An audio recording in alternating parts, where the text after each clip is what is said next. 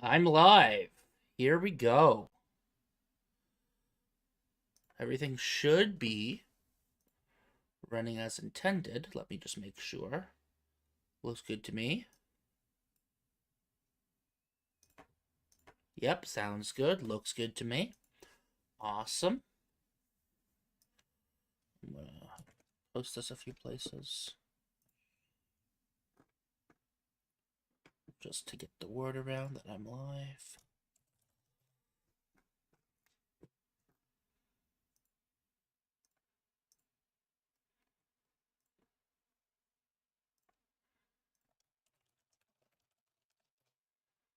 There we go.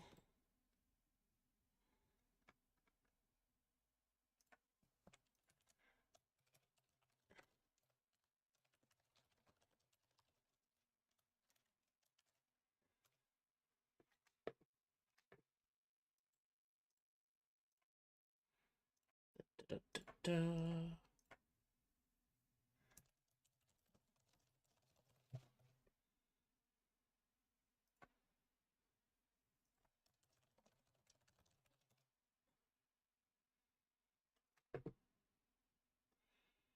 Here we go.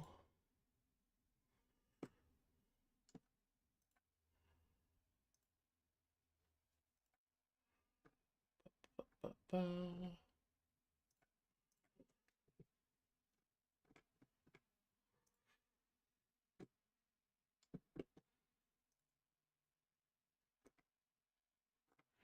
I also want to put it. Yes, where's my conlang? Here we go. Awesome. And we're live. So, hello everybody. I am going to be doing the official LSAT prep test. It is basically what is a perfect analog for the LSATs. It is a test that is basically identical to what an LSAT would actually look like. I'm going to be doing it on this little notepad over here. So I've got a timer and everything just so that I can keep myself honest about how long it's taken. And I'm going to try to go as far as possible with it. I have a timer on my phone as well that I'll be using. I don't know the answers ahead of time in case it wasn't obvious, and I'll be trying to work through verbally my thoughts. I'm going to put an alarm on my phone just so that I'm aware of like the 5 minute. When I got 5 minutes left. There we go.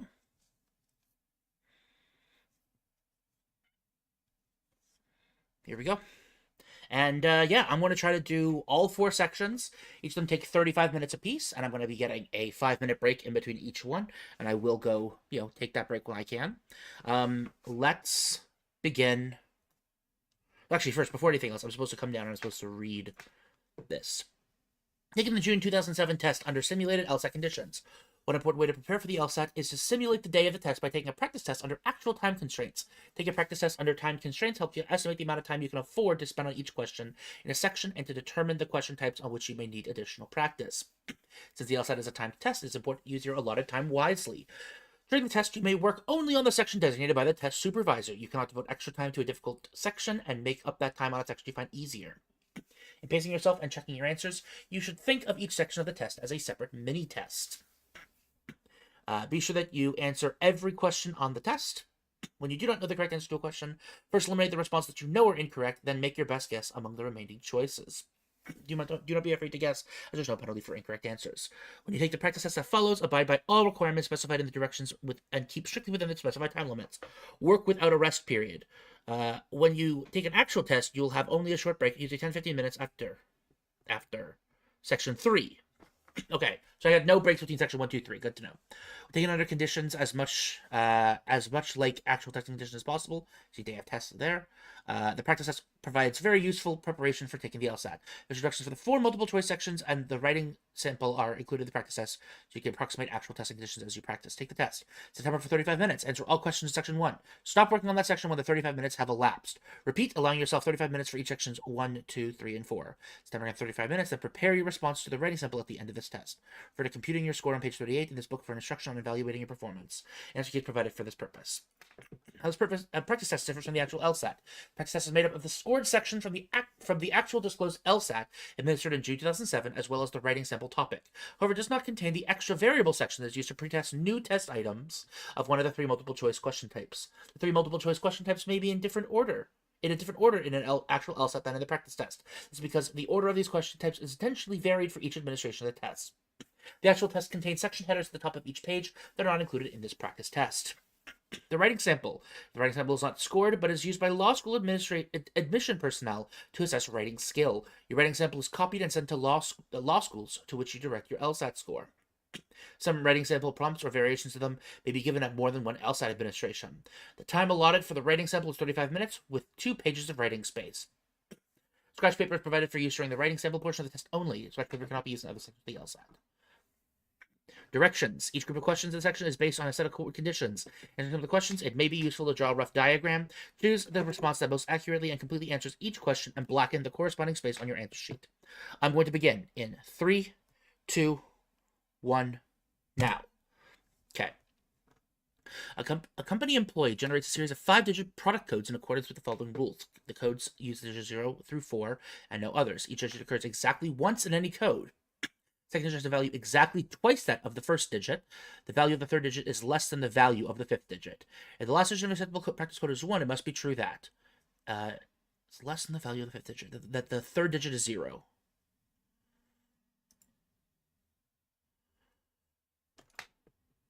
So then the last digit must be, so if the last digit is 1, and the third digit is 0, then we have 2, 3, 4 left, and the second digit has a value exactly twice that of the first digit. So it must be 4, 2 to start off with. Or rather, 2, 4. The first digit must be a 2. That's A. Which of the following must be true about any acceptable product code? Digit 1 appears in some position before digit 2. Not necessarily. Digit 1 appears in some position before the digit 3.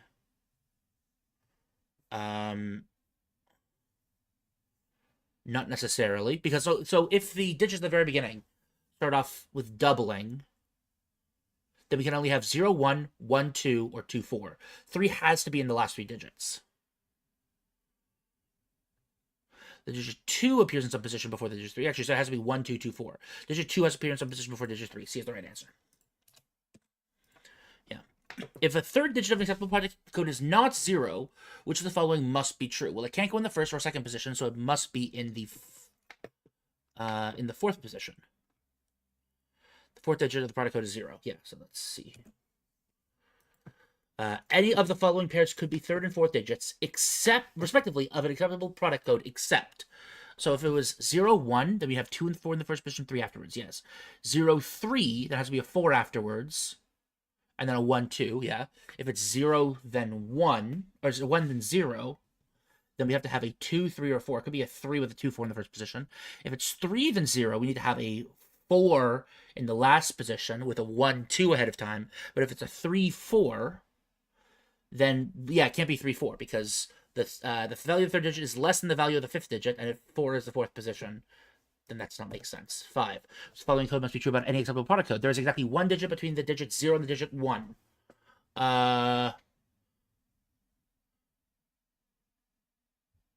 No, does not have to be true, because you could have 1 in the first position and 0 in the 4th. There's exactly 1 digit between the digit 1 and the digit 2. Not necessarily, because they could be in the first 2 positions.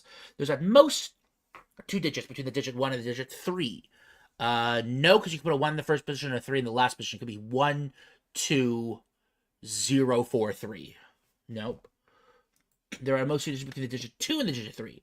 2, 4, 0, 3, 1. At most 2 digits between. So it means I can't have a 3 in the 2 in the first position, 3 in the last position. Could it be 2, 4, 0, 1, 3? No, that's fine. There are most 2 digits between the digit 2 and the digit 4. Yeah, because it basically said that it can't be 4 apart. So the 4 can't be the first position, the 2 in the first position, 4 must be in the second position, so it must be the E is the correct answer.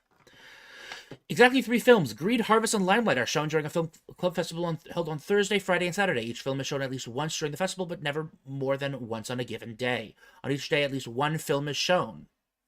Okay, Greed, Harvest, Limelight, Thursday, Friday, Saturday. On Thursday, Harvest is shown, and no film is shown after that day. On Friday, either Greed or Limelight, but not both, is shown, and no film is shown after on that day. On Saturday, either Greed or Harvest, but not both, is shown, and no film is shown on that day. So Thursday, Harvest. Friday, Greed or Limelight. And then Saturday, Greed or Harvest. Okay, which the following could be a complete and accurate description of the order in which the films are shown in the festival. Well, Thursday has to be Harvest, so it has to be B or C. Friday, Greed.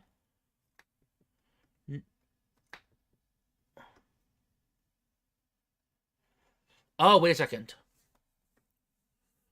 After it on that day. Okay. At least one film is shown.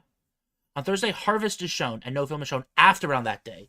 So it could, because the day ends with Harvest, is what it's saying. And the day ends with Greed or Limelight, and not both. So it could be Harvest, Greed, Harvest, Limelight. Okay. So Thursdays are all correct.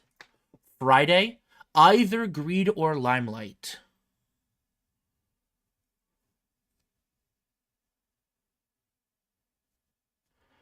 Okay, this is not correct because there's no Greed on A. Greed, Limelight, Harvest, Greed, Harvest, Limelight. Okay, they all have them afterwards. So Thursdays are all fine. Friday, Greed, then Limelight. No, because they not both.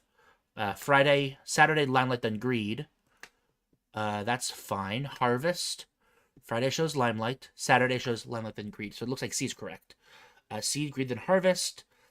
Then Harvest, then Limelight. No, that's wrong. And E, Greed, then Harvest. Friday, Limelight, then Harvest. No, so it is C. So which cannot be true. Harvest is the last film shown on each day of the festival. No.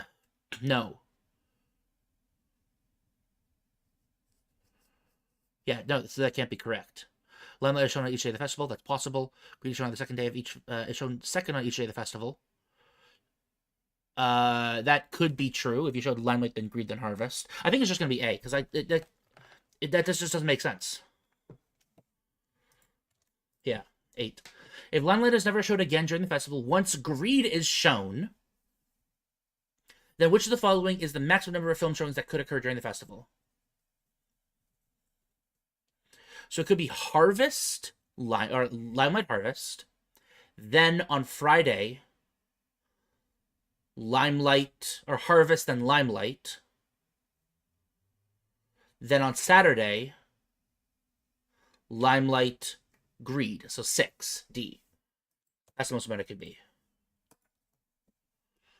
If Greed is shown exactly 3 times, Harvest is shown exactly twice, and Limelight is shown exactly once, then which of the following must be true? So Greed is shown every single day. So yeah. Harvest shown exactly twice, so it must be on a once Friday or Saturday. Limelight is shown exactly once. Could be any of the days, but Greed has to be shown every single day. Limelight is not shown on Friday. So Harvest is shown on Harvest is on Thursday and Friday. Greed is shown every day, and Greed has to end on Friday and Saturday. Limelight cannot be on Friday, but it could be on Thursday, it could be on Saturday. All 3 films are shown on Thursday. Does not have to be the case. You could put Limelight on Saturday. Exactly 2 films are shown on Saturday. You don't have to. You could just have only Greed shown and then have Limelight on Thursday. Limelight and Harvest are both shown on Thursday. Doesn't have to be the case. Limelight could be shown on Saturday. Greed is the only film shown on Saturday. You could put Limelight before Greed on Saturday. Harvest and Greed are both shown on Friday. That must be the case because Greed is shown every single day and Harvest cannot be shown on Friday with it. So yes, that's on Saturday. So E is correct. Q10. If Limelight is shown exactly 3 times, Harvest is shown exactly twice, and Greed is shown exactly once. So Limelight is shown every single day, Harvest is shown twice, and Greed is shown once. So Harvest has to be shown once on Friday or Saturday. Limelight is every single day. Greed cannot be on Friday then. So then Harvest, so yeah, it goes Harvest on Thursday and Friday, Limelight every day, and then Greed has to be on Thursday because you have to have Limelight every single day, and then you have to have Harvest. Oh no, because okay, wait. So yeah, so if I have Limelight every single day, I could have Harvest on Saturday, Thursday, or Friday. It's just Greed cannot be on. Okay, yeah. Which of the following is a complete and accurate list of films that could be the first film shown on Thursday? Okay, so if Limelight is shown exactly 3 times, Harvest shown exactly once, and Greed is shown exactly Harvest shown exactly twice, and Greed is shown exactly once. So Harvest has to be shown on Thursday. It has to be. Period. So then we already know that it has to be either A, C, or E. So we can always just take. Okay, so now we have to say, could Greed be the first movie on Thursday? If Greed was the first movie on Thursday, Greed, Limelight, Harvest. Then we have to have Limelight on Friday and Saturday. But Harvest can be anywhere. Again, because there's no Greed on any of the other days. Yeah, so you could have Greed starting early. Could you have Limelight as the first movie? Yeah, because it could be Limelight, then Greed, then Harvest. Limelight, and then Harvest. Yeah, so it could be all 3. It's all 3 is possible. Yeah. A cruise ship is scheduling a 7-week-long voyages for the ship Freedom. Each voyage will occur exactly one of the first 7 weeks of the season, weeks 1 through 7. Also, I'm going to go back and make sure I'm correct on these, just so you're aware. Cruise ship is scheduling 7-week-long voyages for the ship Freedom. Each voyage will occur exactly one of the first 7 weeks of the season, weeks 1 through 7. Okay, each voyage will occur one of the first 7 weeks. Okay. Each voyage will be to exactly one of the 4 destinations: Guadeloupe, Jamaica, Martinique, and Trinidad. Each destination will be scheduled for at least one of the weeks. The following conditions apply to Freedom's schedule: Jamaica will not be its destination on week 4. Trinidad will be its destination on week 7. Freedom will make exactly 2 voyages to Martinique, and at least 1 voyage to Guadeloupe will occur in some week between those 2 voyages. Guadeloupe will be its destination in the week preceding any voyage it makes to Jamaica. No destination will be scheduled for consecutive weeks. Which of the following is an acceptable schedule of Destination for Freedom in order from week 1 through 7? Well, Trinidad is the 7th, so it can't be E. Jamaica will not be week 4, so it can't be D. Freedom will make exactly 2 voyages to Martinique, and it does in all of these. These voyages to Guadeloupe will be between there. Martinique, so could be A, cannot be B, could be here, and it could be A or C. Guadeloupe will be its destination in the week preceding any voyage it makes to Jamaica. That's correct. That's not correct. So it has to be A. 11A. The only cannot be true about the Freedom scheduled voyages. Freedom makes a voyage to Trinidad on week 6. I don't see any issue with that. Trinidad makes a voyage to Martinique on week 5. I don't see any issue with that. You'd have to have another voyage earlier, and then have a voyage to Guadeloupe in between. Freedom makes a voyage to Jamaica on week 6. Then Martinique has to be on 5.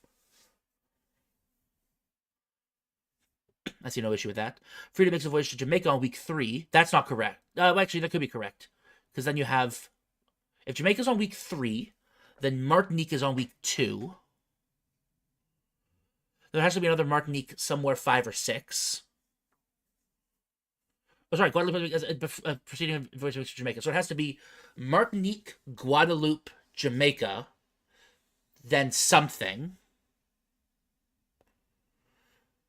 And then it doesn't matter afterwards. So yeah, that's fine. Freedom makes a voyage to Guadeloupe on week 3. If it goes to Guadeloupe on week 3...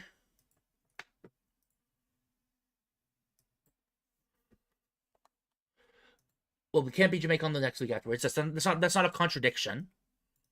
It's not a contradiction to say that. But if it goes Guadeloupe, then what? And then where does Jamaica happen?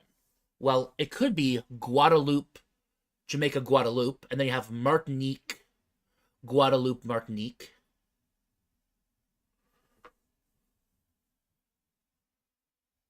That's possible, right? So just so for me to have the, to write this down mentally. Makes a voyage to Trinidad at week 6. So we have to have... Oh, no, it can't be.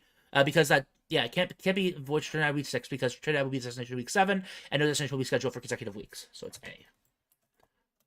13. If Freedom makes a voyage to Trinidad in week 5, which the following would be true. Freedom makes a voyage to Trinidad in week 1. Okay, so Trinidad has no other anything. Okay, so but if Trinidad's week 5, then you cannot have Jamaica week 6. This must be wrong. Makes a voyage to Martinique week 4. So because you can't have Jamaica there, you have to have Jamaica early, and you have to have Guadeloupe. Okay, so you're actually kind of packed up. You have 7 things. Let me just visualize it right here. You have 1, 2, 3, 4, 5, 6, 7. I know that you wouldn't need this, but I know what the answer is. I'm just going to visualize it right now to show. If you have this, Trinidad, then you can't have Jamaica on week 6, because if that's the case, then... Oh, sorry, you can't have Jamaica week 6, because you need to have Guadeloupe the week preceding Jamaica, so then Jamaica has to be somewhere up here. Jamaica's in one of these 3. We know that we need to have Martinique with a voyage to Guadeloupe in between. So if we had them up here, we'd have to have Martinique, Guadeloupe, with Jamaica and Guadeloupe ahead of time. Okay, can I make a voyage to Trinidad on week 1? Or it must be true. I don't think you have to make a voyage to Martinique week 2. Or it could be true. Okay, could be true. Actually, that's a good question. If it's Trinidad in the first, then you could have Martinique, Jamaica, Guadeloupe, and that's not a problem. Right? Prelim will be conducted 2 visits of Martinique. Yeah. One voyage will occur between the 2 days. Will not be a destination week 4. Jamaica can't be week 4. Okay. So actually, it cannot be this ahead of time. That breaks things, right? Yep, it breaks things. So, sorry, I didn't actually know the answer. I've got to figure this out. Like, I'd be like using something like markers or some shit to rearrange this. There's a voyage to Martinique on week 2. Can I make a visit to Martinique on week 2?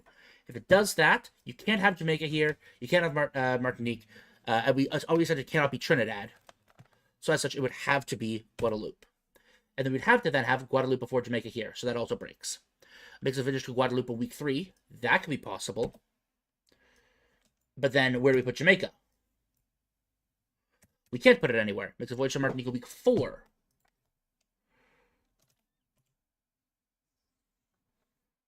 So because of this, if we do this, there's no way for us to be able to make this work unless we have this be Guadeloupe. It has to be like this, right? I think this is a valid solution. With a voyage to Martinique week 4, Martinique, Jamaica, or Guadeloupe, Jamaica. Sorry, Guadeloupe, Jamaica. 2 voyages to Martinique, 1 voyage to Guadeloupe will occur in between. Guadeloupe will be a destination the week preceding a voyage to Jamaica. It does. Should be scheduled for consecutive weeks. Week 7. Jamaica's not week 4. Yeah. So then the answer is, it's possible that Frida makes a voyage to Martinique on week 4. That's D. That was a tricky one. If Frida makes a voyage to Guadeloupe in week 1, and a voyage to Jamaica in week 5, which the following must be true. Frida makes a voyage to Jamaica on week 2. Frida makes a voyage to Trinidad on week 2. Well, okay, so once again, 1, 2, 3, 4, 5, 6, 7. Trinidad here. And then we're assuming that Guadeloupe week 1, and a week to Jamaica in week 5. So we have to have Martinique. So because of this is Jamaica, this has to be Guadeloupe. There has to be a Martinique on week 6. Yeah, because you can't have them consecutively here. So that's E. 15. If Frida makes a voyage to Guadeloupe in week 1, and Trinidad in week 2, which the following must be true. Trinidad here. Makes a week 1 on week 3. Yeah, because we have Jamaica somewhere, and no matter where we put Jamaica, we'd have yeah, so it has to be Martinique on week 3. Yeah, and Guadeloupe on week 4. So the answer is A. If Frida makes a trip to Martinique on week 3. 16. If Frida makes a voyage to Martinique on week 3, 7, or yeah. If it makes it to Martinique in week 3, which the following could be an accurate list of Freedom's destinations in week 4 and week 5, respectively. Well, it can't be Jamaica. It can't be Trinidad, Jamaica. Trinidad, Martinique is not possible. Martinique, Trinidad is not possible. It has to be Guadeloupe, Trinidad. And then you have Guadeloupe, Jamaica, Martinique. That's possible. So Guadeloupe, Trinidad is the answer, A. Which the following must be true about Freedom's schedule of voyages. Freedom makes a voyage to Guadeloupe either in week 1 or in week 2.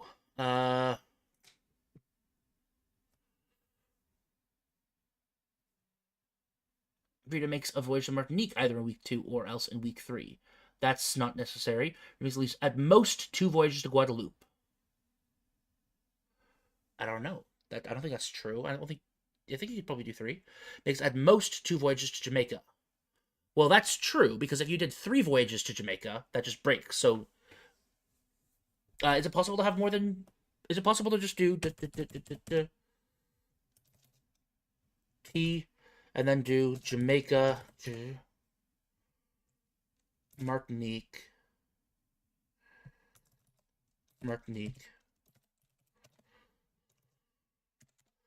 Yeah, I think that's possible, right? Yeah, so it must be at most 2 trips, so that's just a truism. 18. Okay, next page. There's exactly 3 recycling centers in Rivertown. 1, 2, and 3. Exactly 5 kinds of material are recycled in these recycling centers. Glass, newsprint, plastic, tin, and wood. Each recycling center recycles at least 2, but no more than 3 of these kinds of material. The following conditions must hold. Any recycling center that recycles wood also recycles newsprint. Okay, so wood and... So if wood, then newsprint. Every kind of material that Center 2 recycles is also recycled in Center 1. Okay, the cycling centers that do wood... Sorry, that do newsprint... No, wood is a subset of newsprint, and 1 is a subset of 2. No, 2 is a subset of 1. Only one of the recycling centers recycles plastic, and that recycling center does not recycle glass. Which the following could be an accurate account of all of the types of materials recycled at each recycling center. Okay. If material that Center 2 recycles also recycled at Center 1. So newsprint, wood. So wood and newsprint. So can't be 3. If we have wood, then we have to have newsprint. So that's fine. Wood, newsprint. Wood, newsprint. Wood, newsprint. Print. Okay. So it can't be A. Each kind of material that Center 2 recycles also recycles at Center 1. Glass, newsprint, tin. Glass, newsprint, tin. Glass, newsprint, tin. Glass, okay, nope, so it's not C. Glass, tin. Newsprint, plastic, wood. Newsprint, plastic, wood. So only one of the recycles plastic, and that recycles does not recycle glass. Plastic, cool. Plastic. So does this work then? B works. So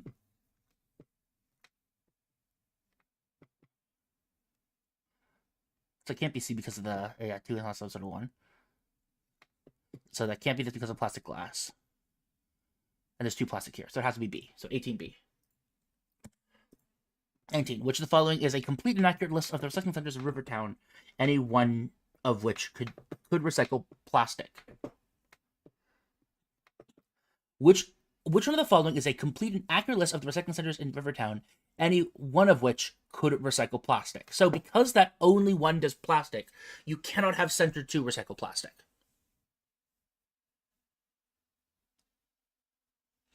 So it has to be 1 and 3. I think that's the only ones that are possible. Now, example B is an example that shows plastic can be Center 3. So it cannot. So the only one that I have to consider is it possible for Center 1 to have it? Well, if Center 1 has plastic, then it just means that Center 3 has glass. That's not a problem. So I think the answer is D, 19D.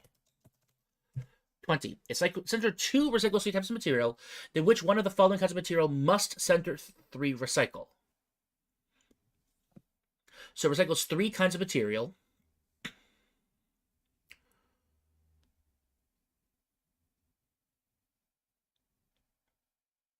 So is it possible that it recycles not plastic?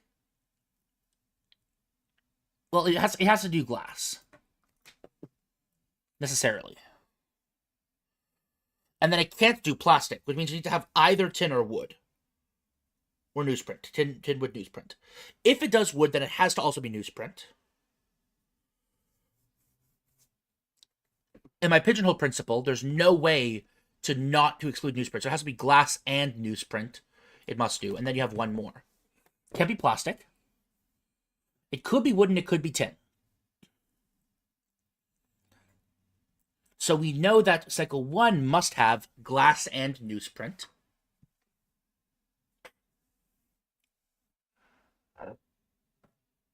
And because it's recycled glass, it must center 3 must have plastic.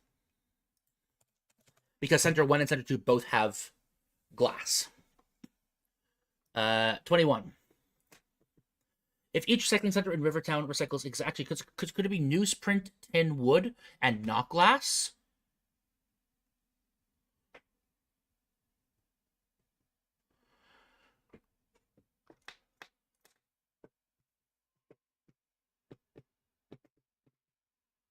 It could be newsprint, tin. Actually, yeah, that one's an asterisk. I'll go back to it in a second.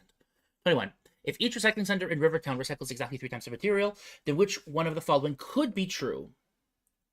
Only center 2 recycles glass. That can never be. No, that's not the case because center 1 always has everything. Yeah. Only center 3 recycles newsprint. Only center 1 recycles plastic. Only center 3 recycles tin. Only center 1 recycles wood. Well, if only center 3 recycled newsprint, then it must also have wood. Because anything, so you need to have wood somewhere. And if it's the only one that has newsprint, then it must also have wood. And then the other ones have to be glass, plastic, tin, which is not possible. So B is not correct. So C, only center 1 recycles plastic. If only center 1 recycles plastic, then it does not recycle glass, and then glass is to be at the end. So we have plastic in 1, glass at the end.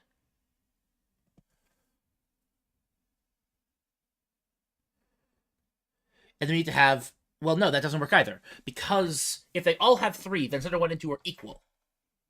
So only center 1 does not make sense. So it has to be D. Oh, that's the only one that's possible. The center 1 and center 2 are the exact same, so it has to be either B or D, and we know that B cannot be logically correct, because if center 3 recycles newsprint, then it must also be the only, it must also have wood. It must be the only one that has wood, because anyone that has wood also recycles newsprint, which precludes all the other options, right? So if it's wood and newsprint, then I can have another option, but then the other ones are forced into glass, plastic, and tin, which is not possible because glass and plastic cannot be together. If center 3 recycles glass, okay, so then it cannot have plastic. Then which one of the following kinds of material must center 2 recycle? Cannot be plastic. We already know that by default. Because it is glass, it also cannot do glass, because if it does glass, actually, so it's not that it must recycle. It cannot recycle glass, because if all 3 have glass, it breaks. So it cannot. So could it be newsprint? So must it do newsprint or wood? Well, recycles at least 2, but no more than 3. Because it can't be glass or plastic, newsprint, tin, and wood are mandatory. We'd have to do 2 of those options. But if you recycle wood, you must do newsprint. So there's no way to avoid newsprint, because it's either newsprint tin, newsprint wood, but you cannot do tin wood. Therefore, center 2 must recycle newsprint. That's B, 22B. 23. If center 1 is the only recycling center that recycles wood, then also recycles newsprint, then which of the following can be a complete and accurate list of the kinds of material that one of the recycling center recycles? Okay, so if it does wood,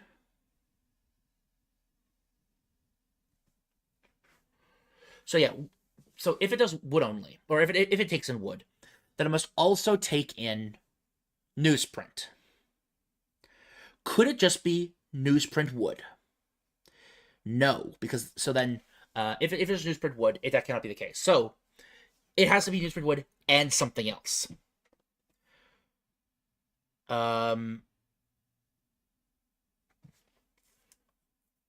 So if it's newsprint wood tin, plastic glass has to go somewhere else. No. So it has to have glass then, right? If it doesn't have glass, And plastic. Yeah, so it has to have glass or plastic. Because if it doesn't have either, then they're forced into number 3, which is not possible. So plastic or glass. One of the recycles plastic, not recycled glass. Okay. So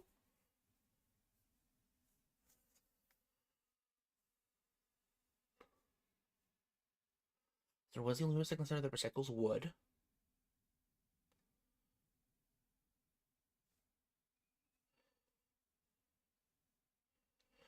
So then we're looking at so it can't, this is not talking about center 2 or center 1. It has to be talking about center 2 or center 3. So is it possible for, well, so it cannot be 2 that has plastic. Oh, actually, sorry, it could be 2 that has, actually, yeah, it could actually, because I'm sorry, let me, plastic tin. Could one of them have plastic tin? Well, if center 3 has plastic tin, then we need wood newsprinted glass on the other ones. Okay, that's my 5-minute warning. So yeah, if plastic tin, we need to have at least wood, newsprint, and glass on the other ones. Wood, newsprint. And we have newsprint glass in the second one, right?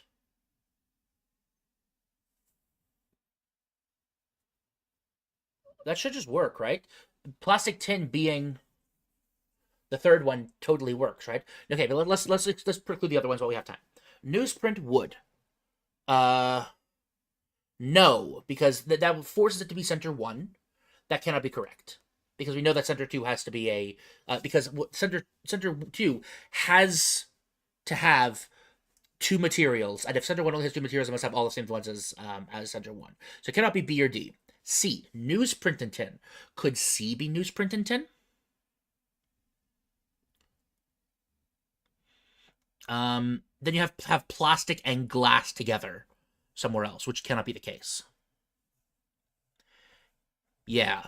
So then glass tin. Glass tin, could that be third? Could that be the third one? Glass tin. Then you have plastic, newsprint, wood. Wood is top, and then you have to have plastic and newsprint lower. No, because you can't have plastic in the bottom. So it has to be newsprint and wood, which is not possible. Okay, so plastic cannot be, by the definition of having wood in the top one, anything that has wood also has newsprint. Then, okay, yeah, so then it can't be glass tin.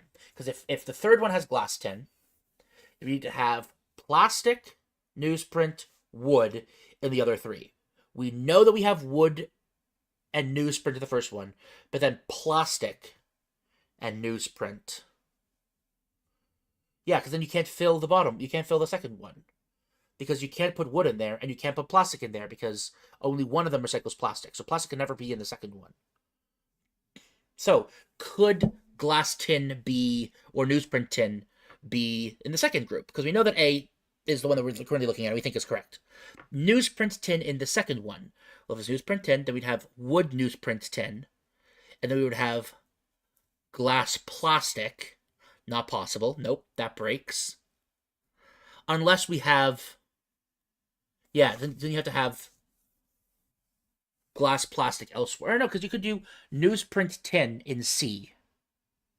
And then you can have wood, newsprint, tin, and then one of the other options, right?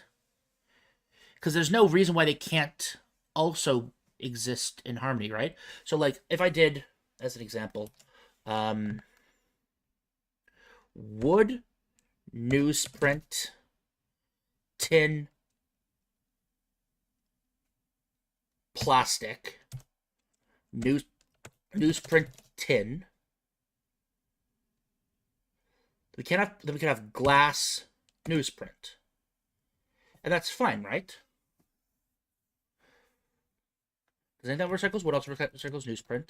It doesn't say there's no. Oh, no more than 3. Right, that's the problem. Okay. So then there's no way to do newsprint tin. Glass tin. Then you have to have plastic in the last one. Glass, tin, wood in B. No, because you can't do that. So the answer is A. Okay. Let's check with 20. If center 2 recycles 6 kinds of material, which of the following kinds of material must center 3 recycle? Well, then center 1 and center 2 both have the exact same groups of 3. So then you cannot have... Only one of the recycles plastic, and that recycling center does not recycle glass. So it has to do plastic. Center 3 has to do plastic. It's C. Okay. That's correct. I've got 35 seconds left. Let me just recheck. Do I have any of the answers here that I feel confident about? I felt confident about that area. I feel confident about this section. I'm going to double check here. I could recycle plastic. 1 and 3. Because you could have plastic and then glasses in the third one. And then it could be basically anything else. That's not a problem. You'd have to have 2 other things that work up. Yeah, that's fine. Okay, time. I've reached time. So I'm going to reset. These are my answers for section 1. I'm now going to scroll down to section 2. Whew. 35 minutes, 25 questions. The questions in the section are based on the reasoning contained in brief statements or passages. For some questions, more than one of the choices could conceivably answer the question. However, you are to choose the best answer, that is the response that most accurately and completely answers the question. You should not make assumptions that are common sense standards implausible, superfluous, or incompatible with the passage. After you have chosen the best answer, blacken the corresponding space on your answer sheet. Okay. 3, 2, 1, go. Every business strives to increase its productivity, for this increases profits for the owners and the likelihood that the business will survive. But not all efforts to increase productivity are beneficial to the business as a whole. Often, attempts to increase productivity decrease the number of employees, which clearly harms the dismissed employees as well as the sense of security of retained employees. Beneficial to the business as a whole. Which of the following most accurately express the main conclusion of the economist argument? An action taken to secure the survival of business fails to enhance the welfare of the business employees. The action cannot be good for the business as a whole. That seems like it's implied, yeah. Some measures taken by a business to increase productivity fail to be beneficial to the business as a whole. That's not the main conclusion. Only if the employees of a business are also its owners will the interest. No. There is no business that does not make efforts to increase productivity. No. Decrease the number of employees in a business undermines the sense of security of retained employees. That might be true, but that's not the conclusion. The main conclusion is not all efforts to increase productivity are beneficial to business as a whole. This then says, as a reason to extrapolate on that, harming the dismissed employees and the sense of security of retained employees is not beneficial to the business.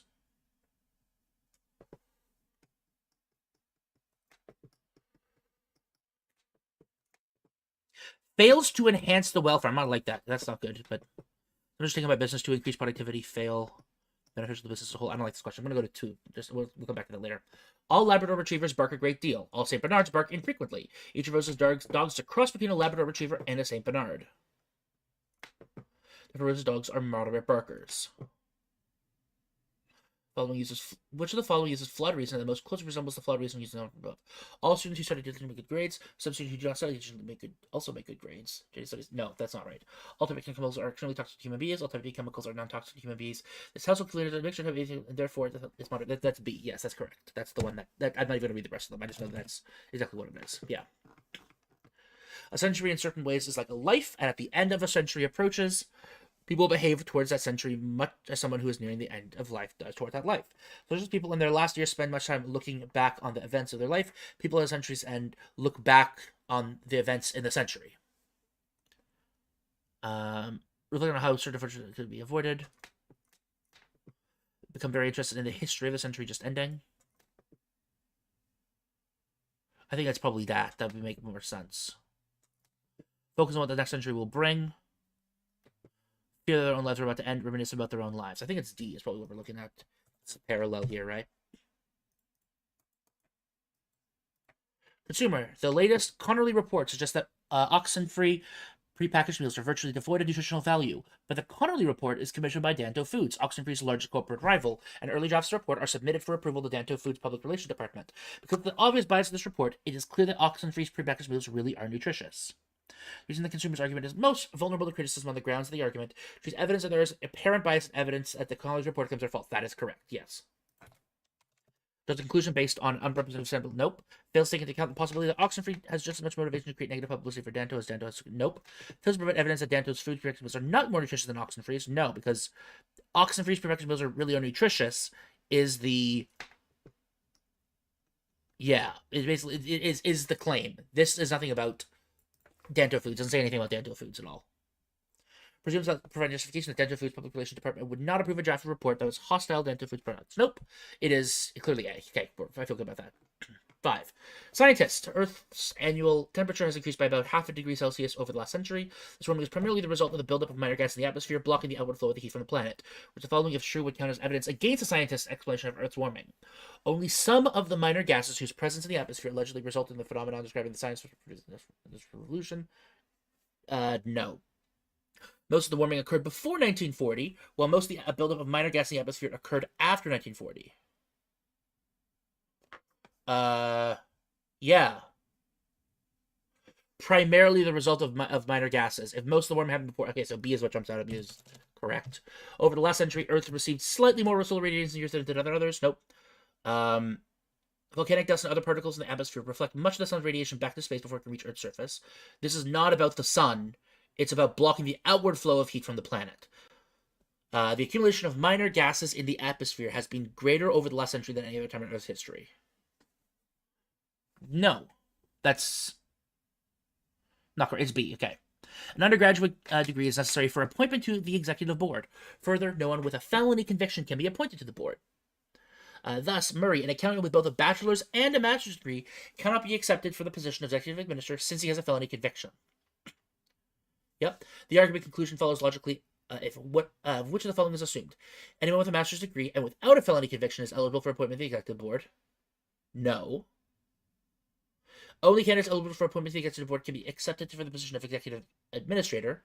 That seems correct to me because felony conviction can be appointed to the board and can be accepted for the position of executive since he has a felony conviction. So it has to be B. I'm pretty sure that's what the answer is going to be. A graduate degree is not necessary for acceptance of the position of executive administrator. No. If Murray did not have a felony conviction, he would be accepted for the position of executive administrator. No. It says he cannot be accepted. The felony charge of which Murray was convicted is relevant to the duties of the position of executive administrator. Actually, that's actually... no, since he has a felony conviction. I think it's B. That's the... If this is assumed, that follows logically. Okay, 7. Ethicist. Most advanced types of moral motivation is based solely on abstract principles. This form of motivation is in contrast with calculated self-interest, with the desire to adhere to societal norms and conventions. The most advanced kind of moral motivation is based solely on abstract principles. This form of motivation is in contrast with calculated self-interest or desire to adhere to societal norms and conventions. The actions of which of the following individuals exhibit the most advanced kind of moral motivation as described by the ethicist? Moral motivation based on abstract principles instead of calculated self-interest. But contributing money to a local charity during a charity drive because he worried that not doing so... No. Wes contributed money to a local charity during a charity drive work because he believed that doing so would improve his employer's opinion of him. No. Donna employers engaged in a illegal, profitable practice that caused serious damage to the environment. Donna did not report this to practice employees out of fear that her employers would retaliate against her. No. This is the material, right? Jaden's employees engaged in an illegal, profitable practice that caused serious damage to the environment. Jaden reported this practice to the authorities out of a belief that protecting the environment is always more important than a monetary profit. That looks correct to me. Lay's employees reported this practice because that has a societal impact, so it's D. Q8. Proponents of the electric car maintain that when the technical problems associated with the battery design are solved, such as cars will be widely used because they are emission-free, it will result in the abatement of environmental degradation caused by auto emissions. Once we dam more rivers, the electricity to charge these batteries will come from nuclear coal-fired power plants. Each of these three power sources produces considerable environmental. Thus, the electric car will have worse environmental consequences than the proponents may believe.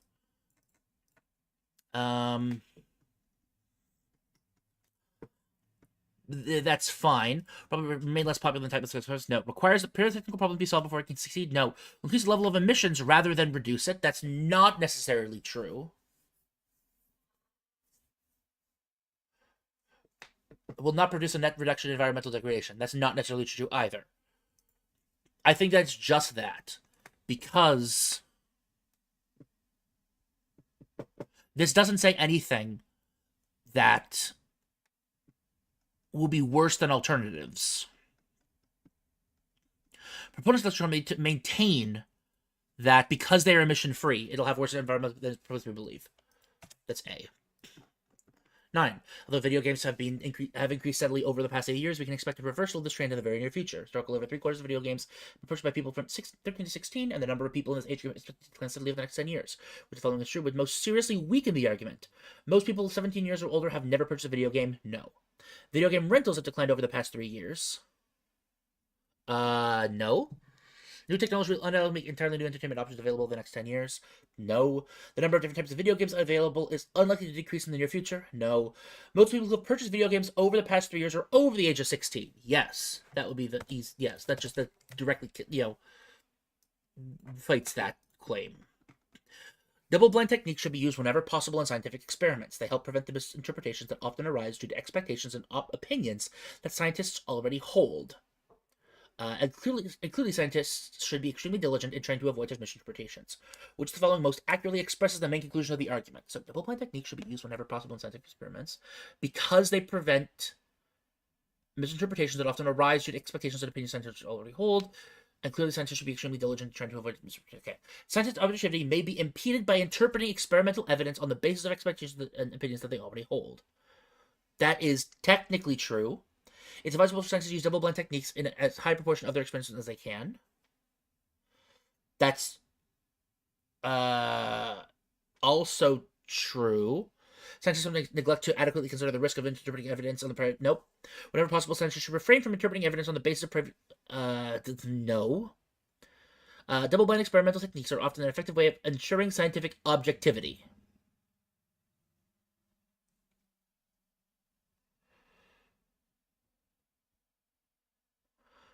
Well, the conclusion is that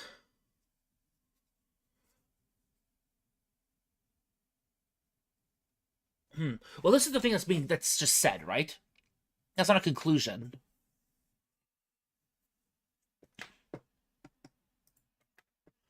Use double-blind techniques the highest proportion. That is what they're trying to suggest, right? That's also what they said here. That's also should be used.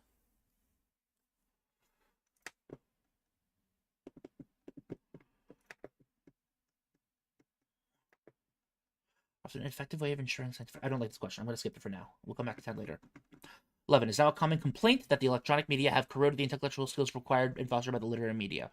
But several centuries ago, the complaint was that certain intellectual skills, such as the powerful memory and extemporaneous eloquence that were intrinsic to oral culture, were being destroyed by the spread of literacy. So what awaits us is probably a mere alteration of the human mind rather than its devolution. Interesting. The reference to the complaint of several centuries ago that powerful memory and extemporaneous eloquence are being destroyed plays which of the following roles in the argument? A reference to the complaint of several years ago that powerful memory are being destroyed. It's evidence supporting the claim that the intellectual skills fostered by the literary media are being destroyed by the electronic media. No. An illustration of the general hypothesis being advanced that intellectual abilities are inseparable from the means with people communicate. That seems right to me. An example of a cultural change that did not necessarily have a detrimental effect on the human mind overall.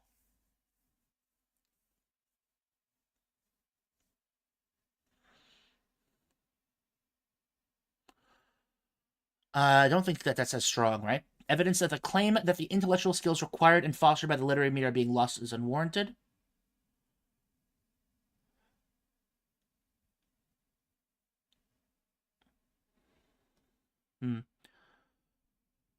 I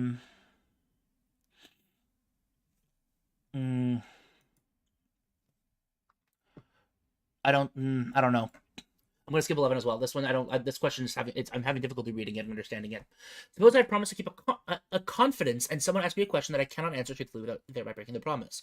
Obviously, I cannot both keep and break the same promise. Therefore, one cannot be obliged to both answer all questions truthfully and to keep all promises. Which of the following arguments is most similar to its reasoning in the claim argument above? It's claimed that we have the unencumbered right to say whatever we want, but it's also claimed that we have the obligation to be civil to others. the rights versus obligation is a different thing. It cannot be true that both we have the unencumbered right to say whatever we want and we have to do to be civil. That's not true. Some politicians could attain popularity with voters by only making extravagant promises. This, however, would deceive the people.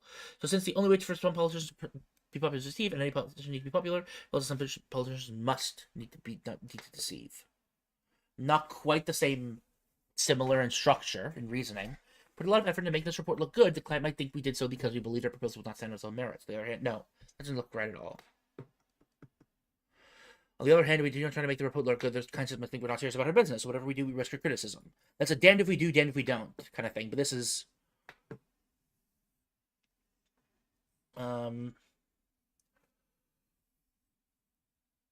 not okay. Creditors have legitimate claims against a business, and the business has the resources to pay those debts, and the business is obligated to pay them. Also, if the business has obligation to pay debts, then a court will force it to pay them. But the court does not force the business to pay debts, so either creditors do not have legitimate claims, the business do not have sufficient resources. If we extend our business hours, we will either have to hire new employees or have existing employees work overtime. But both new employees and additional overtimes would dramatically increase labor costs. We cannot afford to increase labor costs. We'll have to keep our business hours as they stand. That's not right. So the argument is that I have an obligation, and some obligation, a secondary thing is happening. The obligation is forcing me into not fulfilling a second obligation. The right, the unencumbered right to say whatever we want is not the same as confidence, right? Actually, but it's asking a question, right? I don't know. Some politicians could, no, okay. This is a damn if we do, damn if we don't. I think it's probably A, but I'm not confident, so I'm going to make it lowercase. I'll say I'm not confident on that. Standard aluminum soft drink cans do not vary in the amount of aluminum that they contain. 50% of aluminum contains a certain group of M of standard aluminum soft drink cans, with a second from another group, L, of used standard aluminum soft cans. Since all the cans in L were recycled into cans M, since the amount of material other than aluminum in an aluminum can is negligible, it follows that M contains twice as many cans as L. What? 50% of the aluminum contained in a certain group of standard aluminum soft drinks was recycled from another group of used. Okay, I understand. The aluminum cans of L cannot be recycled further. No. Recycled aluminum is of poor quality than recycled aluminum. No. All the aluminum in an aluminum can is recovered when the can is recycled. That is what the logic here is. Because you recycle L, and then you have to, and then it's 50% of the aluminum. Yeah, okay. Now, soft drink can L have been made from recycled aluminum. No. Aluminum soft drink cans can be more easily recycled than soft drink cans made from other materials. No, that's C. I'm confident that one's C. A cup of raw milk being heated in a microwave oven to 50 degrees Celsius contains half its initial concentration of a particular enzyme, lysozyme. If, however, the milk reaches that temperature through exposure to a conventional heat source of 50 degrees Celsius, it will contain nearly all of its initial concentration of the enzyme. Therefore, what destroys the enzyme is not heat, but microwaves which generate the heat, which is true most certainly weakens the argument. Heating raw milk in a microwave often to a temperature of 100 degrees destroys nearly all the lysozyme initially present in the milk. No. Enzymes in raw milk are destroyed through excessive heating, can be replaced by adding enzymes that have been extracted by other sources. No. Looks exposed to a conventional heat source of exactly 50 degrees Celsius will reach temperature more slowly than if it would be exposed to a conventional heat source hotter than 50 degrees. Possibly. Milk that has been heated in a microwave often does not taste notably different from milk that has been briefly heated by exposure to a conventional heat source. Not necessarily. Heating any liquid in a microwave creates small zones within it that are much hotter than the overall temperature that the liquid will ultimately reach. That's what I would see here. E is definitely a counterpoint.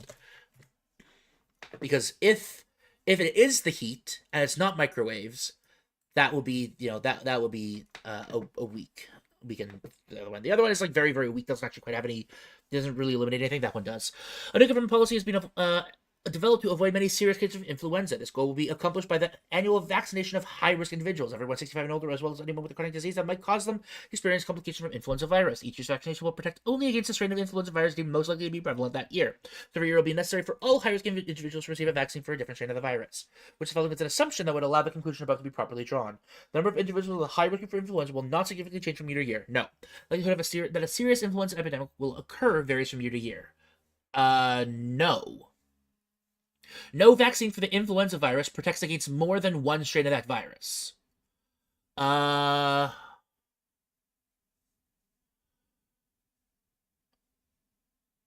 No. Each year, the strain of influenza deemed most likely to be prevalent will be one that had not previously been deemed most likely to be prevalent.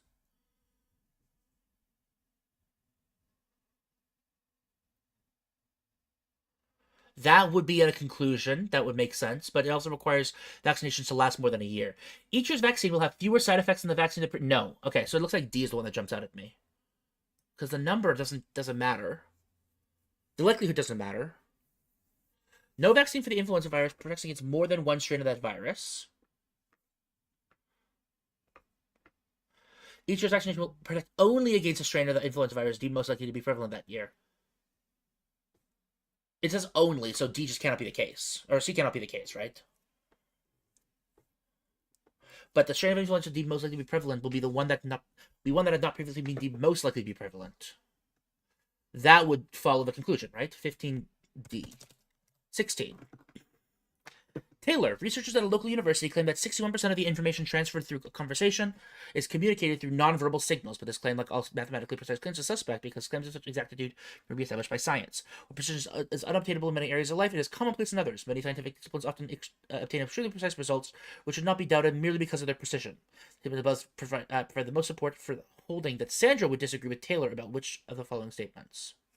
The most support for holding that Sandra would disagree with Taylor about which of the following statements. Research revealed that 61% of the information taken during conversations communicated through nonverbal signals. It is possible to determine 61% of the information taken through a conversation is communicated through nonverbal signals. The study of verbal and nonverbal communication is an area where one cannot expect great precision when results.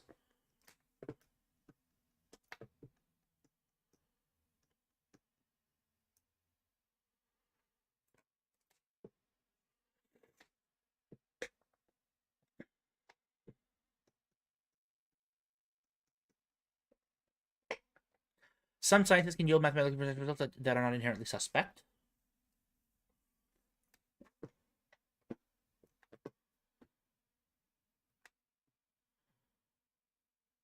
Yeah, that's something they absolutely disagree with, right? So this one says that Taylor says all mathematically precise claims is suspect because claims such as can never be established by science. While precision is unobtainable in many areas of life, it is commonplace in others. Many scientific disciplines often attain extremely precise results, which should not be doubted because of their precision. Some sciences can yield mathematically precise results that are not inherently suspect.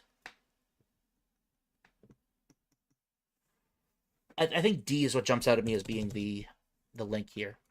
Hospital executive. Inherently suspect claims are usually false. The majority of claims by scientists are false as well. No. Hospital executive. At a recent conference on non-profit management, several computer experts maintained that the most significant threat faced by large institutions such as universities and hospitals is unauthorized access to confidential data. In light of the testimony, we should make the protection of our clients' confidentiality our highest priority. The hospital executive is most vulnerable to which of the following objectives. Objections.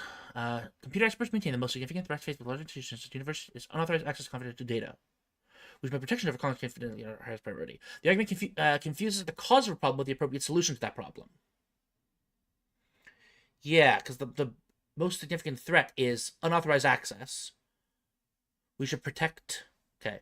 They relies on the testimony of experts whose expertise is not shown to be sufficiently broad to support their general claim. Computer experts, okay. The argument assumes that a correlation between two phenomena is evidence that one is the cause of the other. The argument draws a general conclusion about a group based on data about an unrepresentative sample of that group. No. The argument infers that property belonging to a large institution belongs to all institutions. No. The cause of the problem. No. The testimony of experts whose expertise is not shown to be sufficiently broad to support their general claim.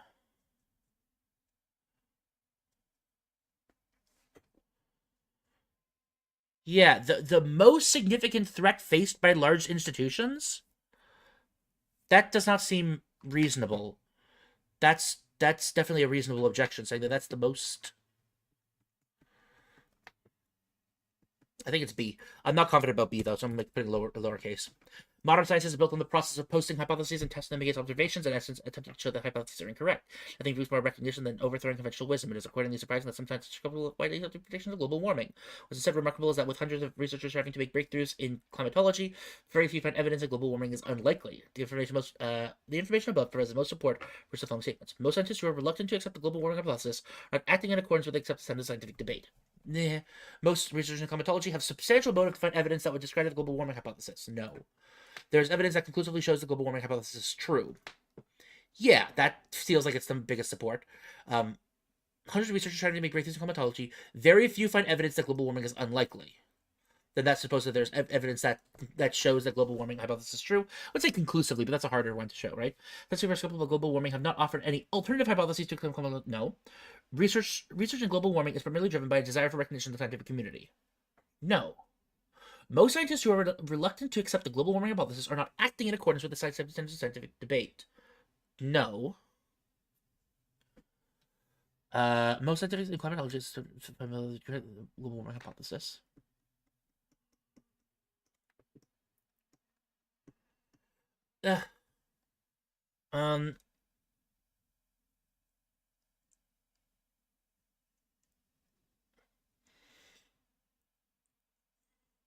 I think it's just C, but I'm also not confident about this one either. 19. Historian, the Land Party obtained its only national victory in Benestria in 1935. It received most of its support that year in rural areas, where the bulk of Benestria's population lived at the time. The economic woes of the year surrounding that election hit agricultural and small business interests the hardest, and the Land Party specifically targeted those groups in 1935. Include the success of the Land Party that year was due to the combination of the Land Party specifically addressing the concerns of these groups and the depth of the economic problems people in these groups were facing. Each of the following, if true, strengthens historian's argument, except, okay. If she most of support that year in rural areas where the bulk of Benestria's population at the time. It only won because it got most of its support in the rural areas. Was the year surrounding the election agricultural small business the hardest. The Land Party specifically targeted those groups in 1935. The combination of the Land Party specifically addressing the concerns of the group and the depth of the economic problems of the 50. In preceding elections, the Land Party made no attempt to address the interests necessary. No. Voters are more likely to vote for a political party that focuses on the problems. Sure. I mean, this would technically strengthen the historian's argument. If this is true, that would be why they were losing before. This says that, yes, if this is true, then that's why they were winning.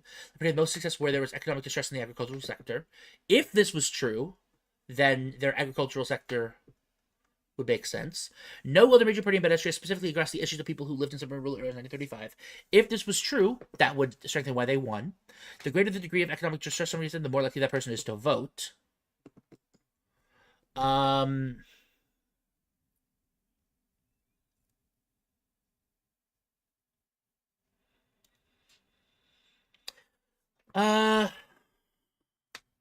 This strengthens the argument pretty firmly.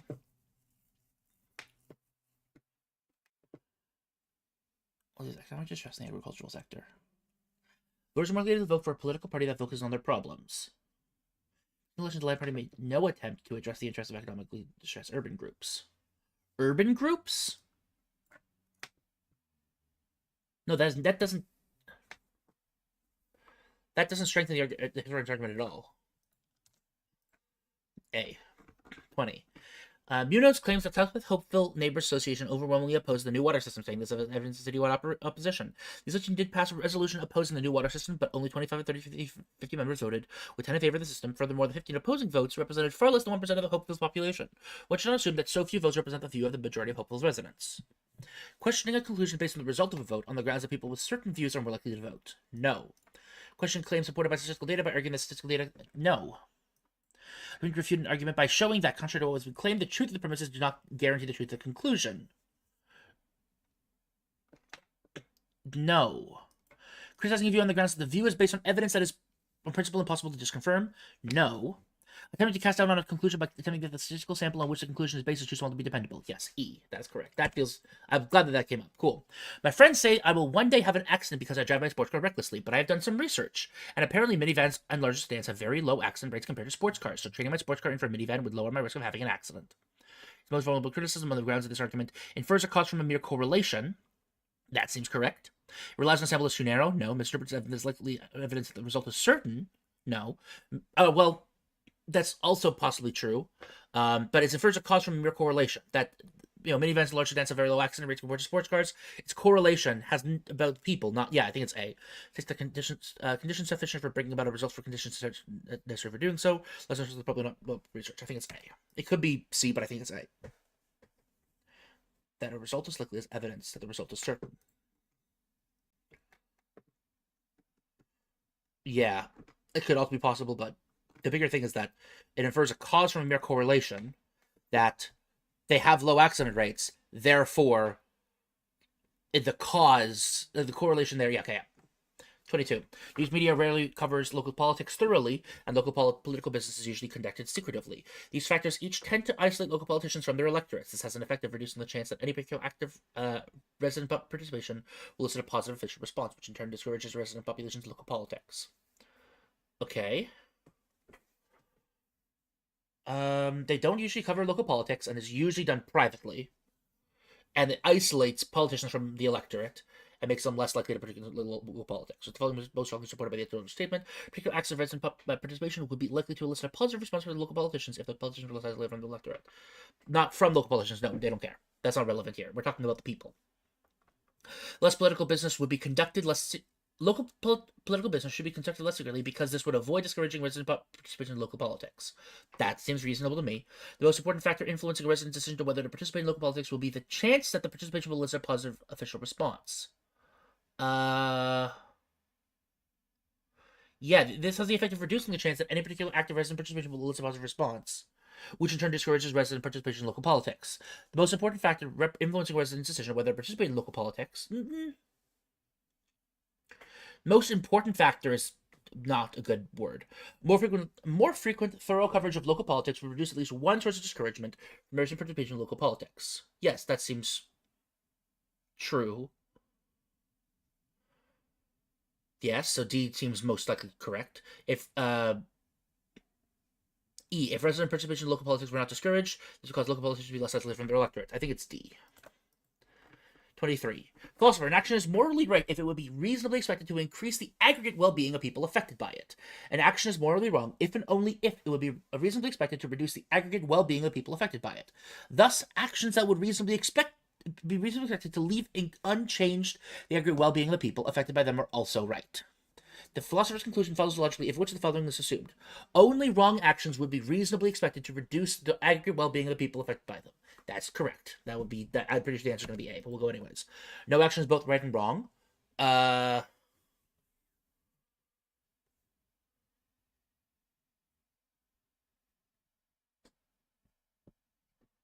Reasonably expected.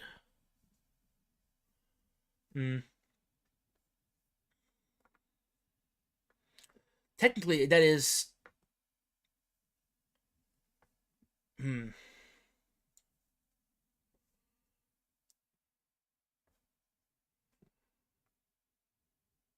Well,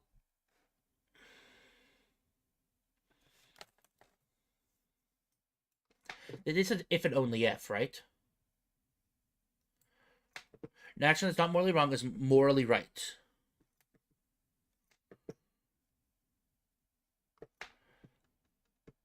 There are actions that would be reasonably expected to leave unchanged the aggregate well-being of the people affected by them. Only right actions have good consequences. That's the thing that you need to have here.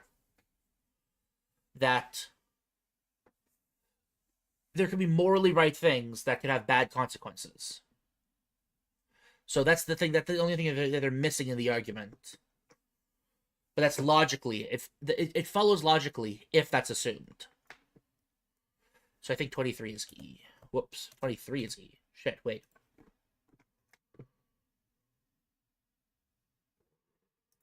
Oh yeah, sorry, E, because I said A would be the, yeah. 24.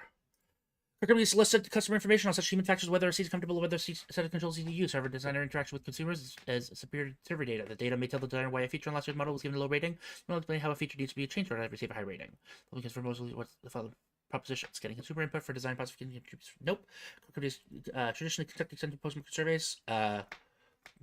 No. Designers aim to create features that will appeal to specific market niches. No. Will have unappealing features if consumers are not consulted during its design stage. Yes. Consumer input affects external rather than internal design components of cars. D. During the 19th century, the French Academy of Art was a major financial sponsor of painting and sculpture in France. Sponsorship by private individuals had decreased dramatically by this time. As the Academy discouraged innovation of the arts, there was little innovation in 19th century French sculpture yet. 19th century French painting showed a remarkable degree of innovation. So Linguist helped explain the difference between the amount of innovation in French painting and sculpture in the 19th century. In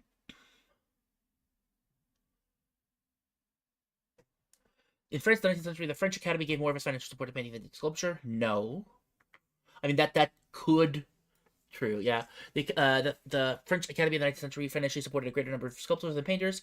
Individual painters received more support on average. No. Because stone was so much more expensive than painted canvas, far more unsponsored paintings were produced than unsponsored sculptures during the 19th century. That seems correct to me. Very few of the artists in France in the 19th century who produced sculptures also produced paintings. No. Although the Academy was the primary sponsor of sculpture painting, the total amount of financial support the French sculptors painters received declined during this. So I think it's C. I feel confident about that. Let's go back to question 1 here. Business strive to increase productivity. Does increase profits for the owners and likelihood the business will survive? That's what it looks like. A is what it feels like, right? So and then 10. Double-blind science. Okay. It's advisable to use double-blind techniques to the highest proportion of appearance that they can. The main conclusion of the argument is that they should be used whenever possible in scientific experiments. Because there's a reason for it, right?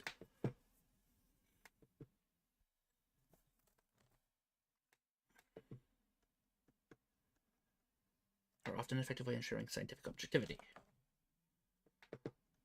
Actually, no, that's something that it states as it's not a conclusion. To be an effective way of ensuring. So yeah, whenever possible, because I have yeah. So I think that the answer is E for 10 and 11. Complete the electronic media corrected. Yep. Evidence supporting the intellectual media. No. Example of culture change is not. Hypothesis being advanced. Intellectual abilities are separable from what it means when people communicate. I think it's B, but the intellectual skills required if fostered by literary lots of E. Okay. Time. Ah. Okay. I don't feel confident about those nearly as much. Moving to section 3. 35 minutes. The questions in this section are based on reasoning contained in brief statements of passages. For some questions, more than one of the choices can consecutively answer the question. You're asked to choose the best answer. That is the response that most accurately and completely answers the question. You should not make assumptions that are common sense standards implausible, superfluous, or input of the passage. After you've chosen the best answer, blacken the corresponding space on your answer sheet. Okay. Oh. My phone died. Okay, so I guess I'm no longer getting the 5-minute warning. Oh well. Okay. 3, 2, 1. Go. Situation. Someone living in a cold climate buys a winter coat that's stylish but not warm in order to appear sophisticated. Analysis. People are willing to sacrifice sensual comfort or pleasure for the sake of appearances. Also provided the situation above is most appropriate for which of the following situations. A person buys an automobile to commute to work even though the public transport is reliable? No. It's convenience. A person buys a car versus more comfortable, colorful for the child and other seat parts no safer. No. They're not sacrifice. That's not sacrifice. People buys a particular wine even though their favorite wine is less expensive and better tasting. Because they think it will impress their dinner guests? Yes. Person said summer sets a low temperature because the winter the environmental damage? No. Academic convinced the circus that employs him to purchase expensive outfits so they can wear your... No. C. I'm confident about. Replacing old gas water heater with a new pilotless gas water heater that is rated as highly efficient whose gas bills increased. If true, it should be exponentially increased mentioned above, except the water heater used a smaller percentage of the gas used by Jimmy's household than did the old one.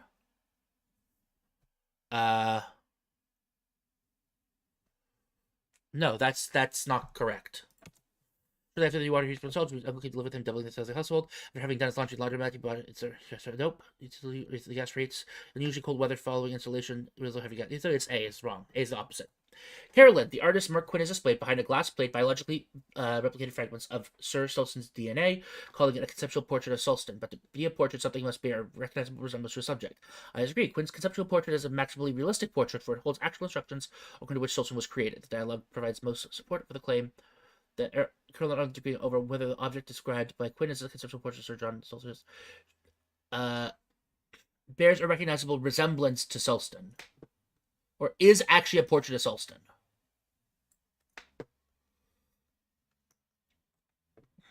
Because it says to be a portrait, something must bear a recognizable resemblance. They disagree whether it's a portrait or not. That's E.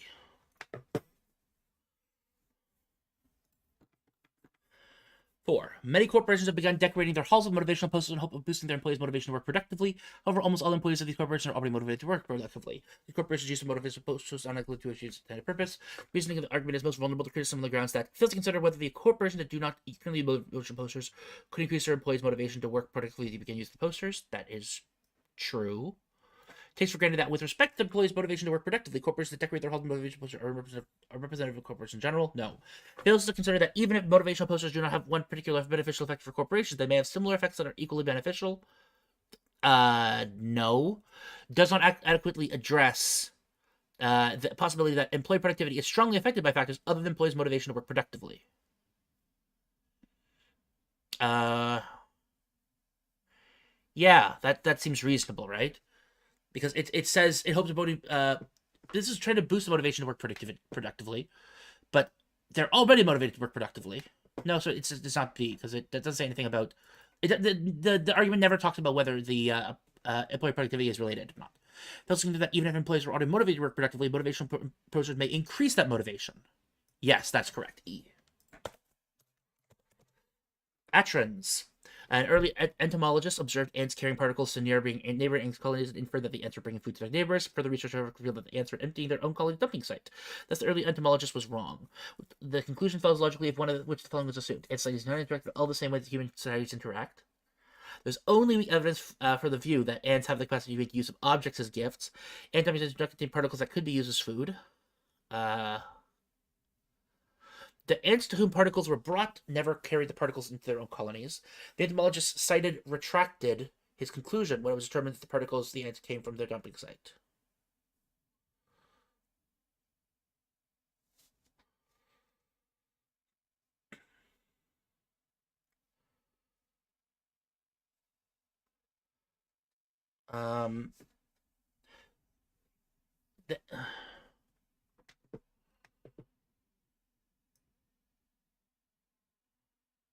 So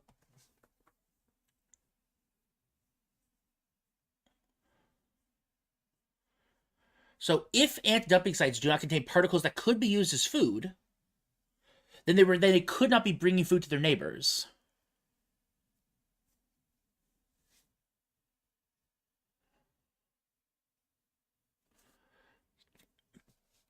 Yeah, the reason why they're wrong is because they were not bringing food to their neighbors.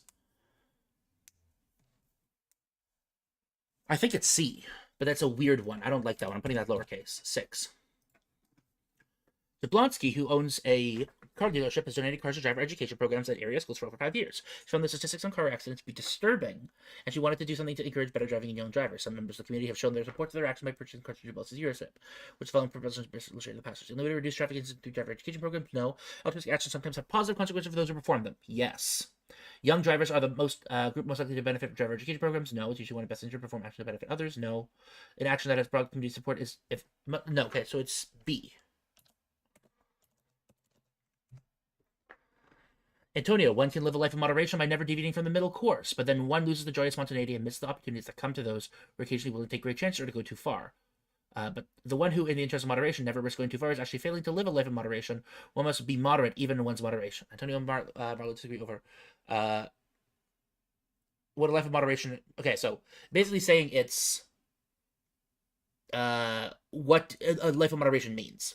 Whether it's desirable for people occasionally take great chances in life? No. What a life of moderation requires of a person? Yes. Whether it's possible for a person to embrace other virtues along with moderation? No. How can a person ought to deviate from the middle course in life? Yes, that's specifically what they're saying here. Whether it's desirable for people to be moderately spontaneous? D. 8. Advertisement. Fabric Soft leaves clothes soft and fluffy, and its fresh scent is a delight. We conducted the test using over 100 customers to prove Fabric Soft is best. Each customer was given one towel and washed Fabric Soft and one towel washed without it. 99% of the consumers prefer the Fabric Soft towel, so Fabric Soft is the most effective fabric softener available. The advertisement's reasoning is most vulnerable to criticism on the ground that it fails to consider whether any of the consumers tested are allergic to fabric softeners. Fabric Soft is more or less harmful to the environment than other fabric softeners. Most effective. It doesn't say anything about that. So it's much cheaper or more expensive than other fabric softeners. Doesn't say that at all. It says most effective. Consumers has found the benefits of using fabric softeners worth the expense. Not relevant. The consumers has had the opportunity to value fabric softeners other than Fabric Soft. Uh, most effective fabric softeners were available. The consumers tested had the opportunity to evaluate fabric softeners other than FabricSoft. Yeah, that's what I would say, because it says most effective. There's no way to prove that's most effective because they didn't compare to anything. Naturalists, the recent claims that the Tasmanian tiger is not extinct are false. The Tasmanian tiger's natural habitat was taken over by sheep farming decades ago, resulting in animal systematic elimination of the area. Since then, the naturalists working in the region have discovered no hard evidence of survival, and such as carcasses or tracks. In spite of alleged sightings of the animal, the Tasmanian tiger no longer exists. Which of the following is an assumption on which the naturalist argument depends? Sheep farming drilled Tasmanian tigers to starvation by chasing them from the natural habitat. No, not to starvation. Uh, some scavengers in Tasmania are capable of destroying tiger carcasses without a trace. No. Every naturalist working in the Tasmanian tiger's natural habitat has looked systematically for evidence of tiger survival.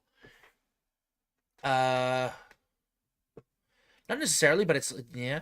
Tasmanian tiger does not move and adapt to a different region in response to the loss of a habitat. Yeah, that's what I would say here. That's definitely yeah. Those reported sightings of Tasmanian tiger are not experienced naturalists.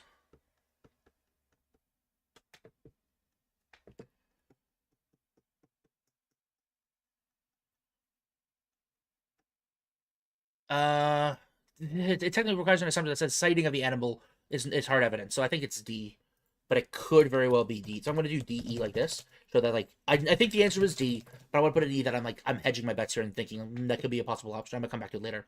Advertisers have learned that people are most easily encouraged to develop positive attitudes about things towards which they originally are neutral or even negative attitudes if those things are linked with pictorial help rather than exclusively through prose to things about which they've already had positive attitudes. Therefore, advertisers are likely to encourage positive attitudes about things that they originally had neutral, even negative attitudes, but things are linked with pictorial help rather than exclusively through prose.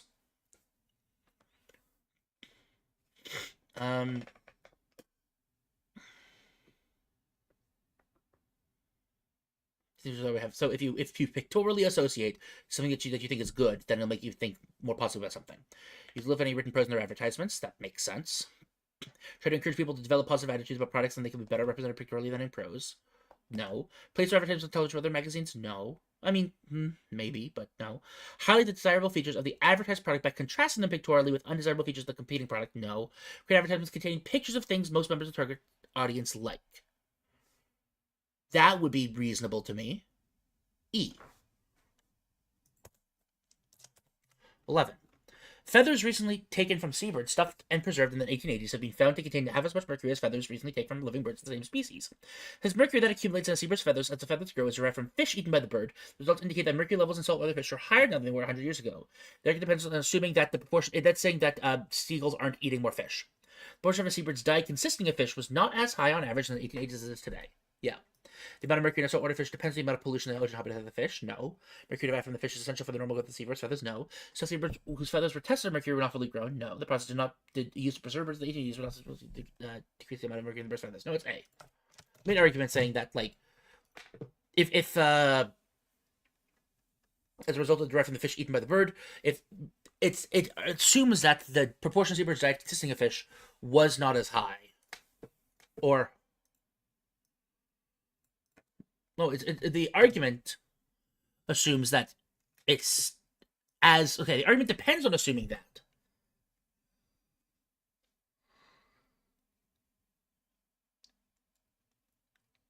Mercury derived from fish is essential for the nerve growth of seabirds' feathers. No. The stuffed seabirds whose feathers were tested for mercury were not fully grown. No. The process used to preserve birds in the 1880s did not substantially decrease the amount of mercury in the bird's feathers. No.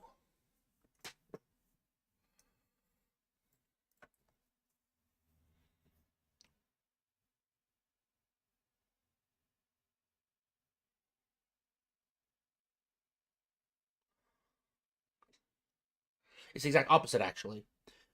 But mercury in a saltwater fish depends on the amount of pollution in the ocean habitat of the fish.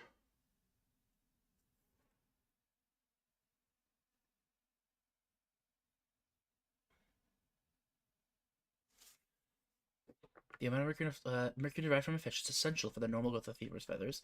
The stuffed seabirds whose feathers were tested for mercury were not fully grown.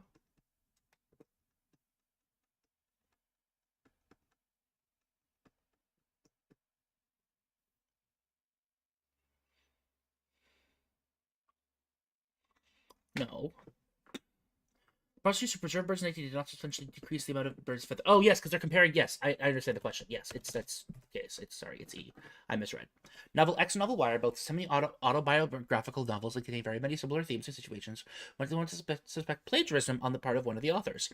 However, it is more likely that the similarity of themes and situations in two novels are merely coincidental, since both authors are from very similar backgrounds and have led similar lives. Which following most accurately expresses the conclusion drawn from the argument. Conclusion drawn from the argument. Novel X and Novel Y are both autobiographical novels. The two novels contain very many similar themes and situations. No. That novel X and novel Y are both semi-autobiographical novels and contain many similar themes and situations might lead one to suspect plagiarism on the part of one of the authors. No. The author of novel X and novel Y are from similar backgrounds and have led very similar lives. It's not okay, so that's probably closer to the conclusion. It's less likely that one of the authors of novel X and novel Y is going to play them than the similarity of themes and situations of the two novels is merely coincidental. That's not the conclusion. The conclusion is that both authors, the conclusion is that it's likely that the themes are coincidental.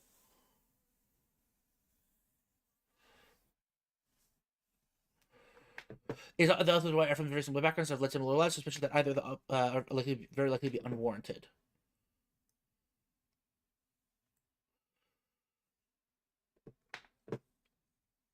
I mean, it says that, okay, it's less likely that one of the authors of novel X novel Y is guilty of plagiarism than the similarity of themes and situations in the two novels. And two of them related. I don't like the wording of this. I'm going to guess E, but it's a lowercase e. 13. Therapist. Cognitive psychotherapy focuses on changing a patient's conscious beliefs. This cognitive psychotherapy is likely to become more effective at helping patients overcome psychological problems than are forms of psychotherapy that perform on changing unconscious beliefs and desires, since only conscious beliefs are under the patient's direct unconscious control. Following is true with the present argument. Psychological problems are frequently caused by unconscious beliefs that could be changed with the psychotherapy. No. It's difficult for any form of psychotherapy to be effective without focusing on mental states that are under the patient's direct unconscious control. Yes. Cognitive psychotherapy is the only form of psychotherapy that focuses primarily on changing the patient's conscious beliefs. No. No form of psychotherapy that focuses on changing the patient's unconscious beliefs and desires can be effective unless it also helps change beliefs that are under the patient's direct conscious control. Can be effective. It says less likely to be more effective. All the patient's conscious beliefs are under the patient's conscious control, but other psychological states cannot be controlled as effectively without the psychotherapy. No.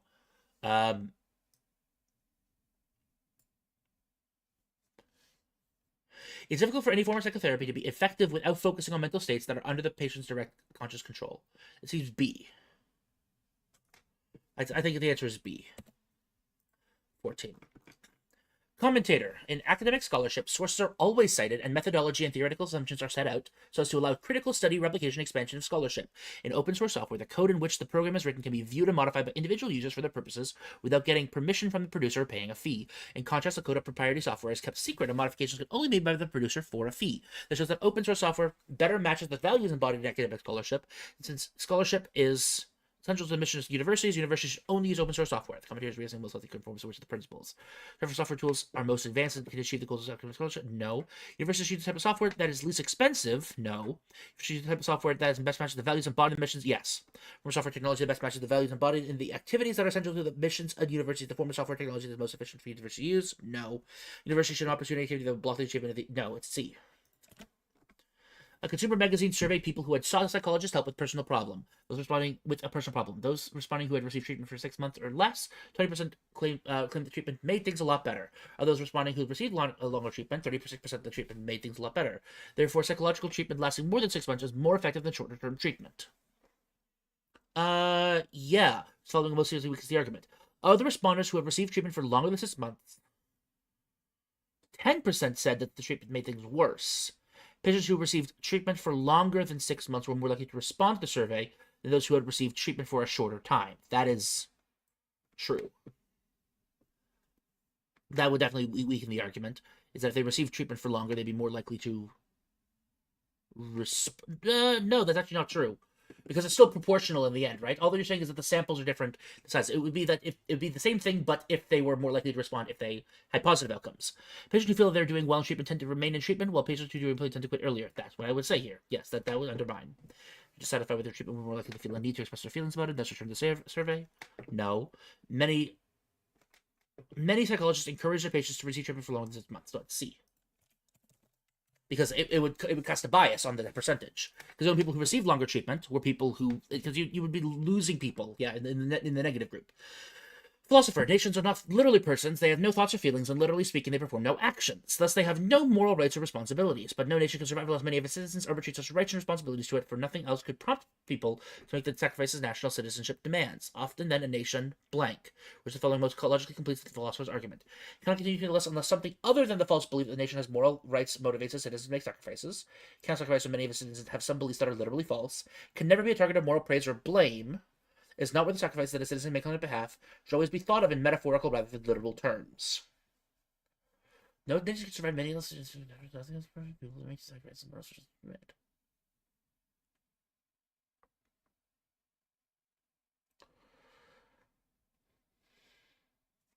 I think it's B. Cannot survive unless many of its citizens have some beliefs that are literally false by attributing such rights and responsibilities to the nation.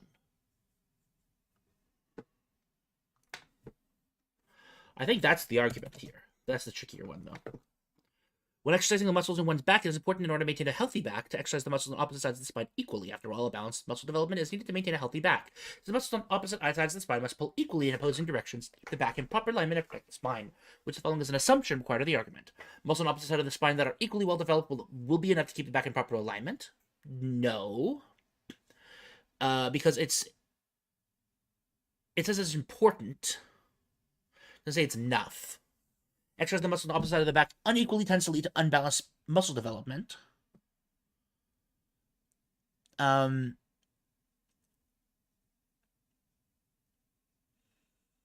Maybe. Provided that one exercises the muscles on opposite sides of the spine equally, one will have a generally healthy back. No. In order to have a healthy back, you need to have it, but it does not say that provided you will, that happens. No. If muscles on opposite sides of the spine are exercised unequally, one back will be irreparably damaged. No. Which exercise daily to ensure that... No, I think it's...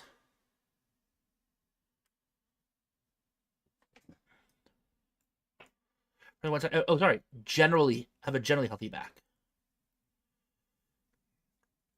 It's like the muscle on the opposite sides of the back unequally tends to lead to unbalanced muscle development.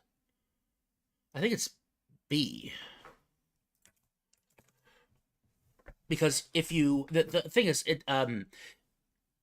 exercising on opposite sides of the spine equally...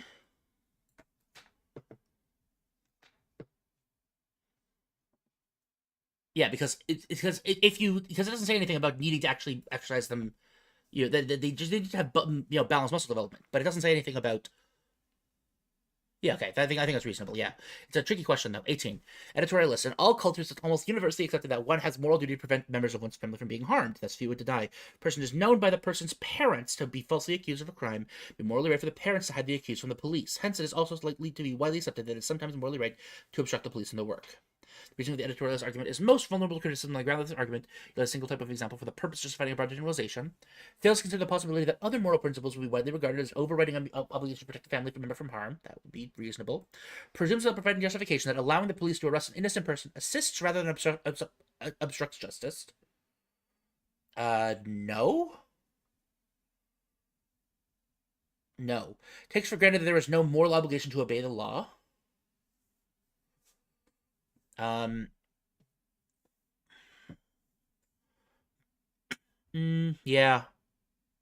Doesn't take for granted there's no obligation to obey the law. Takes for granted that the parents mentioned the example are not mistaken about the child's innocence. That's true.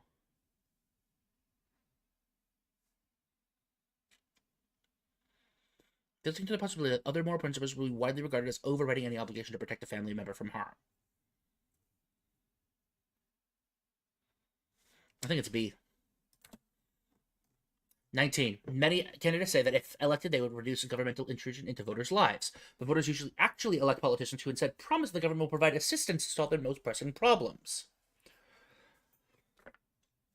The governmental assistance, however, costs money, and money can only come from taxes, which can be considered a form of government intrusion.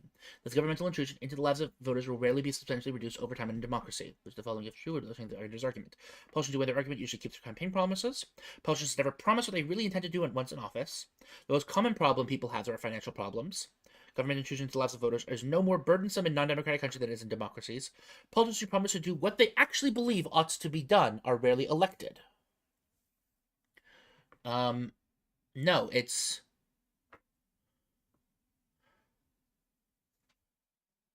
If politicians never promise what they really intend to do once in office, they say that they're going to reduce governmental intrusion, but they actually only elect who promise the government will provide assistance. I don't like 19. I'm going to skip 19 for now. I'm going to come back to it later. We should accept the proposal to demolish the old train station because the local historical society, which vehemently opposes this, is dominated by people who have no commitment to long-term economic well-being. Preserving old buildings creates an impediment to new development, which is critical to economic health. The flaw reason exhibited by the argument above is most similar to the exhibited by which the following arguments. So that's saying that because somebody who disagrees is bad, therefore their argument is wrong. Our country should attempt to safeguard work of arts that this work might not be recognized by taxpayers. If your critics of less country, no. Documents are important. The local heritage should be properly preserved and archived for the sake of future generations. If for these documents damage laws and create a historical record as a whole, no. You should have your haircut no more than once a month. After all, beauticians suggest that customers have their haircut twice a month, and they do this as a way of generating more business for themselves. That's closer to correct, because it's saying that you should oppose directly somebody's thing because of their, they have bad morals, right? The committee should endorse the plan to postpone construction of the structureway. The residents of the neighborhood that will be affected are frequently opposed to the construction, and the committee is obligated to avoid alienating the residents. No. One should not borrow even small amounts of money unless absolutely necessary. Once one borrows food, all the interest starts to accumulate. The longer one takes to repay, the more it ends up owing. Eventually, the small that becomes a large one. I think it's C. 21. On average, animals raised on grain must be fed 16 pounds of grain to produce 1 pound of meat. A pound of meat is more nutritious for humans than a pound of grain, but 16 pounds of grain could feed many more people than could a pound of meat. With grain yields leveling off, large areas of farmland going out of production each year, the population rapidly expanded. We must accept the fact that consumption of meat will soon be morally unacceptable. Which the following is true will be most weak in the ethicist argument, even though it has been established that a vegetarian to be healthy, for me being willing to pay for it. No. Often cattle or sheep can be raised to maturity on grass from pasture land that's unsuitable for any other kind of farming. That if the grain is supplemented with protein derived from non-animal sources, it can have nutritional value equivalent to that of a diet containing meat. That doesn't weaken the argument. Although prime farmland near metropolitan areas is lost rapidly to suburban development, we could reverse the trend by choosing to live in areas that are rapidly urban. No. Christians agree that a diet composed solely of grain promotes adequate human health. E. There you go. That underlines the argument. If the price it pays for coffee beans continues to increase, the coffee shop will have to increase its prices. In that case, either the coffee shop will begin selling non-coffee products or its coffee sales will decrease. Yeah. But selling non-coffee products will decrease the coffee shop's overall profitability. Moreover, the coffee shop can avoid a decrease in overall profitability only if its coffee sales do not decrease. Which of the following statements follows logically from the statements above? Okay.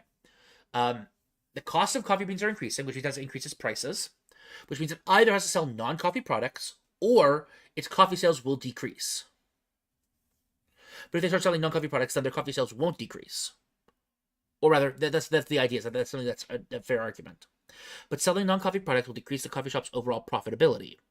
Moreover, the coffee shop can avoid a decrease in overall profitability only if its coffee sales do not decrease.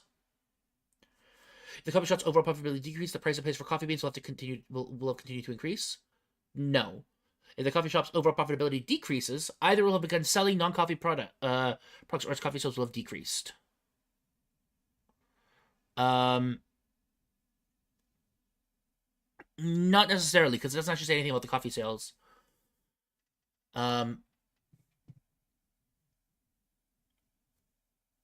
If the coffee shop's overall profitability will decrease if the price it pays for coffee beans continue to increase? No. Because if it could say that the coffee sales would decrease, but it decreasing the coffee sales does not say it decreases overall profitability.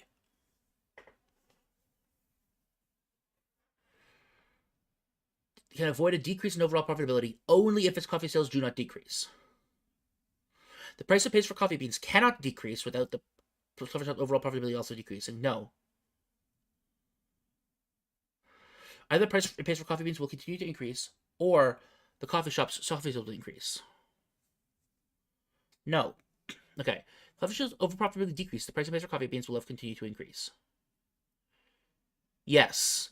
Because it does say that basically every single thing here looks like it's affecting profitability. If the coffee bean costs increase. So that's a, if A then B, B therefore A. Actually, not necessarily, right? because it could have increased, but the price of companies might not have continued to increase. It could have just been probably decreased, right? That's not the actual. It's A implies B, not B, therefore not A, or A therefore B. The coffee shop's overall profitability decreases. Either it will have begun selling non-coffee products, or its coffee sales will have decreased.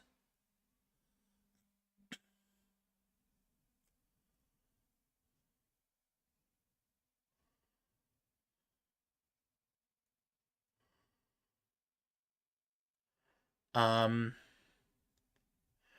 I don't like this question. I'm gonna skip it for now. We're gonna go to 23. Political candidate speeches are loaded with promises and expressions of good intention, but let's not forget that the politician's purpose in giving these speeches to get themselves elected. Clearly, then, these speeches are selfishly motivated, and the promises made in them are unreliable. Which the following most accurately describes the following argument above. The argument presumes that the prophetic justification of a person's promise is not selfishly motivated, that the promise is reliable.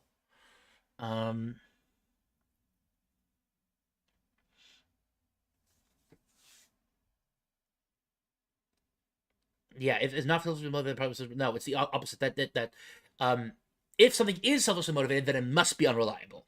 The argument presumes that promises made for false religion are never kept. The argument confuses the effect of an action with its cause. The argument overlooks the fact that a promise not need to be unreliable just because the person who made it has an ulterior motive for doing so. Yes. The argument overlooks the fact that candidate who made promises or social may not be worthy of office. Which no, it's D. That's the specific thing. Oh, it's 23. There we go. 24. Romantics who claim that people are not born evil, but may be made evil by the imperfect institutions that they form cannot be right, for they misunderstood the causal relationship between people and their institutions. After all, institutions are merely collections of people, which the following principles, if valid, will help justify the socialist argument. People acting together, institutions can do more good or evil than the people acting individually. No. Institutions formed by people are inevitably imperfect. No. People should not be overly optimistic in their view of individual human beings. No. A society's institutions are the surest gauge of that society's values. No. The whole does not determine the properties of the things that compose it. No. But I think that it helps justify the society's people acting together to do more good or evil than the people acting individually. Some people are inevitably imperfect. No. Okay. 25. Some anthropologists argue that human species could not have survived prehistoric times if the species could not have survived prehistoric.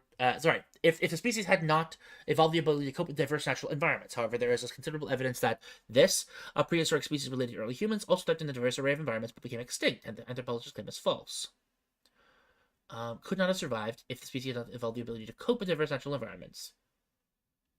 But there is another species that thrived. That's not fair, because saying that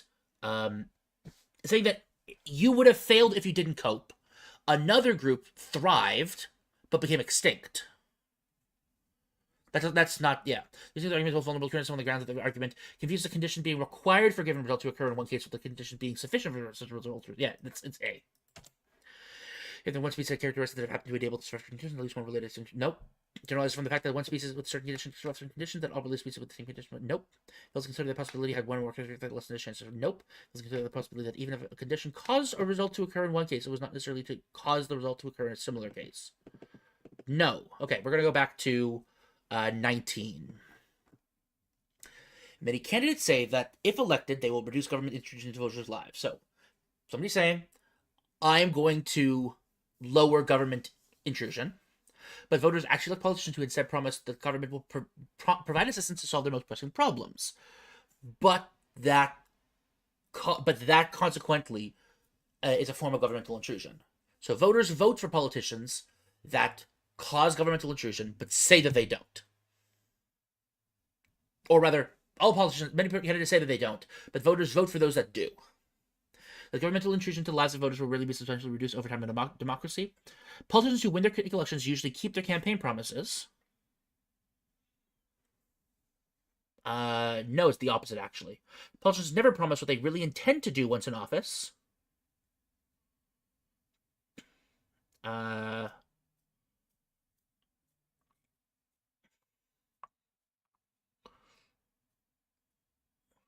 No. Those common problems people have are financial problems. No. Governmental intrusion to the lives of voters is no more burdensome in non-democratic countries than it is in democracies. No. Politicians who promise to do what they actually believe ought to be done are rarely elected. No. Politicians who win their elections usually keep their campaign promises.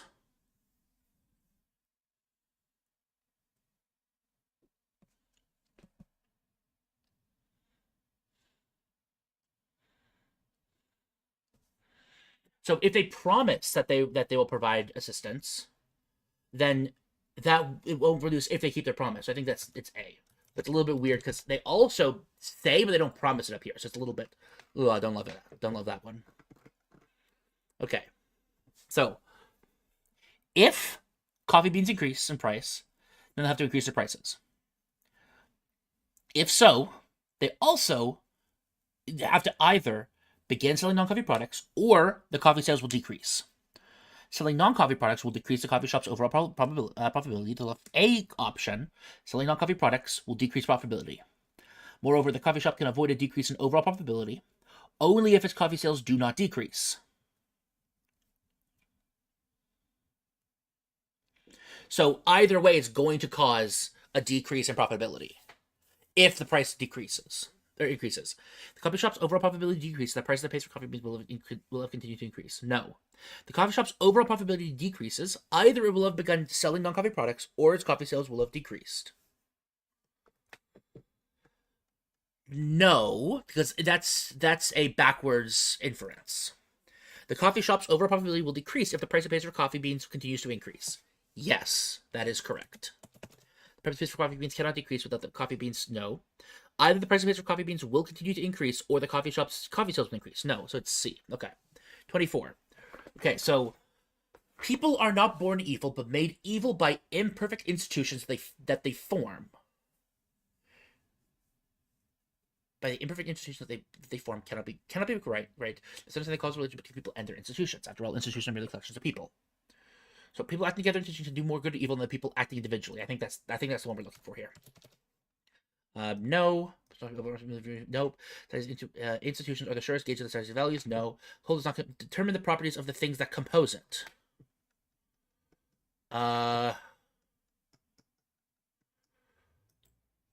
Yeah, so this would undermine it, right? Because if the whole does determine the properties of those that compose it, then that would be why this happens, right? The whole does not determine the properties of the things that compose it. Yeah, okay. Because that enforces the other one. So we're going back to question 9. Tasmanian tiger. I said either the Tasmanian tiger did not move or adapt to different environment in response to the loss of habitat. Those who have reported studies are not experienced naturalists.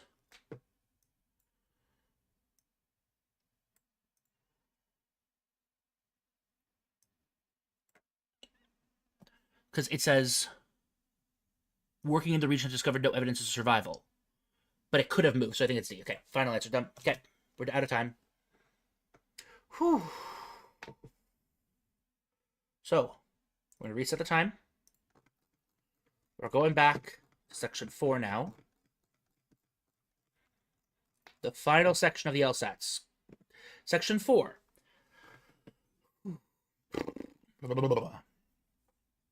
Okay. Each other question of this statement is based on a single passage or pair of passages. The questions are to be answered on the basis of what is stated or implied in the passage or pair of passages. For some of the questions, more than one of the choices could conceivably answer the question. However, you are to choose the best answer that is respond most accurately, completely answer the question, and block the corresponding space in the answer sheet. Okay. So it does say that you get a couple minutes after section 3, but I'm going to jump directly into it. I'm feeling a little bit flustered, but I'm just going to hop right in, and I'll be done soon. So 3, 2, 1, go. For decades, there's been a deep rift between poetry and fiction. Okay, wait, actually. Oh, God. Okay. Been a deep rift between poetry and fiction in the United States, especially in academic settings. Graduate writing programs at universities, for example, train students as poets or as writers of fiction, but almost never as both. Both poets and writers of fiction have tended to support this separation, in large part because the current conventional wisdom holds that poetry should be elliptical and lyrical, reflecting inner states and processes of thought or feeling, whereas character and narrative events are in the stock of trade fiction. Okay. Have tended to support the separation. It's never both. Okay, yeah. Currently, it's true that poetry and fiction are distinct genres, but why have specialized education, literary territoriality resulted from this distinction? The answer lies perhaps in a widespread attitude of the U.S. culture, which often casts a suspicious eye on the generalist. Those with knowledge and expertise in multiple areas risk dilettantism. Dilettantism. Yes, if the ability in one field is diluted or compromised by the competition of the other. Fortunately, there are signs that the bias against writers who cross generic boundaries are diminishing. Several recent writers are known and respected for their work in both genres. One important aspect of this trend is Rita Dove, an African-American writer highly acclaimed for both her poetry and her fiction. Years ago, speaking at a conference entitled Poets Who Write Fiction, Dove expressed gentle incredulity at the habit of segregating the genres. She grew up reading both and loving fiction and poetry. She said, unaware that any purported danger lurking in attempts to the two. She also studied for some time in Germany, where she observes poets write plays, novelists compose libretti, playwrights write novels. They should not understand our restrictedness. They would not understand our restrictedness. Makes little sense. Dove believes to persist in the restrictive approach that poetry and fiction prevalent in the U.S. because each genre shares in the nature of the other. Indeed, her poetry offers examples after example of what can only be properly regarded as lyric narrative. Her use of language in these poems is undeniably lyrical. That is, it evokes emotion and inner states without requiring the reader to organize ideas or events in a particular linear structure. Its lyric expression simultaneously presents the elements of plot in such a way that the reader is led repeatedly to take account of clusters of narrative details within the lyric flow. Thus, while language is lyrical, it often comes to constitute cumulatively a work of narrative fiction. Similarly, many passages in her fiction, though undeniably prose, achieve the status of lyrical narrative through the use of poetic rhythm and elliptical expression. In short, Dove bridges the gap between poetry and fiction not only by writing in both genres, but also by fusing two genres within individual works, which the following most accurately represents the main point of the passage. Rita's work has been widely acclaimed primarily because of the lyrical elements she shared. Nope. Rita Dove's lyric narratives present cluster of narrative details in order to create a cumulative narrative. No. Bringing some bias that has long been dominant work in the U.S., recent writers like Rita Dove have shown that lyrical use of language can effectively enhance narrative literature. Okay. Although many of her U.S. contemporaries, Rita Dove writes without relying on traditional techniques associated with. No. Rita's successful blending of poetry and fiction exemplifies the recent trend away from rigid separation of the two genres. That's E. 1E. Which of the following is most analogous to the literary achievements that the author attributes to Dove? A chef combines non-traditional cooking methods and traditional ingredients from separate worlds with divided recipes. Yes. Professor becomes a film director and succeeds partly due to a wealth of nope. Actor who is also a theoretical director teams up with a public health institution. No. Choreographer defies convention and choreographs dances that combine elements of both ballet and jazz dance. Okay. Somewhat, yeah. A rock musician records several songs from previous decades that introduces extended guards to. Okay. Combines non-traditional cooking methods and traditional ingredients from disparate world cuisines to devise new recipes. Devise convention and choreographed dances that combine elements of both ballet and jazz dance. I think 2D is the closest, but it could be A. So I'm going to do DA like this, just in case, just so I can reference later. According to the passage in the U.S., there's a widely held view that poetry should not involve character narratives. Unlike the writing of poetry, the writing of fiction is rarely an academically serious endeavor, which writing programs focus on poetry to the exclusion of fiction. Fiction is both aesthetically effective when it incorporates lyrical elements. European literary cultures are suspicious of generalists. E, right? Does it say European? Not European, no. Poetry should not involve characters or narratives. Well, it does say up here that character and narrative events. Yeah, so that's A. The author's attitude towards the deep rift between poetry and fiction in the U.S. can be most accurately described as one of is what would have led to the deployment of such a rift, astonishment that academics have overlooked the existence of a rift, ambivalence for the effect the rift has in the U.S. literature, pessimism, or disapproval.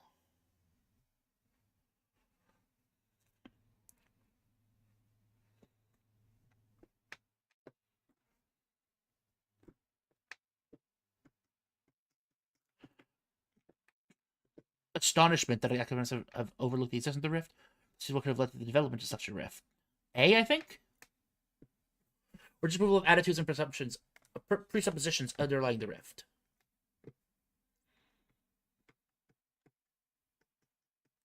Gentle incredulity.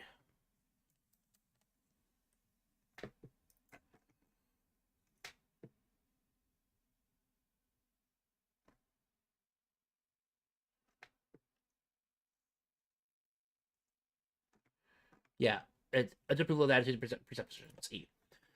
In the passage, the author conjectures the cause of deep rift between fiction and poetry in the United States may be that poets and fiction writers each tend to see the craft as superior to the other's craft. The method used in training graduate students in poetry are different than those used in training. Yes, so that seems more correct. Publishers often pressure writers to concentrate what they do best. Suspicion of journalism deters writers from dividing their energies between the two genres. Fiction is more widely read and respected than poetry.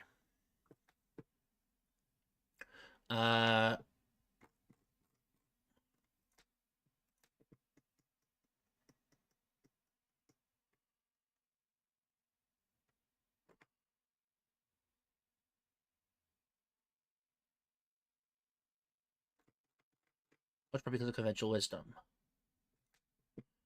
Suspicion of generalism shows right from defining their energies between the two genres. Rating probably different than those used. 5D, I think, but I'm not confident about it. I'm going to lowercase it. 6. The meaning of the passage, the author's primary purpose of mentioning Dove's experience in Germany, it suggests the habit of treating poetry and fiction of non-overlapping debates as characteristic of English-speaking societies, not others, yeah. Points to an experience that reinforced Dove's conviction that poetry should not be rigidly separated, and that Dove's strength as a writer derived in large part from, nope. Present an illuminating biographical detail about Dove in an effort to enhance the human interest, nope. Here's what the Dove believes to be the origin of her opposition to the separation of fiction and poetry in the U.S. 32 to 36.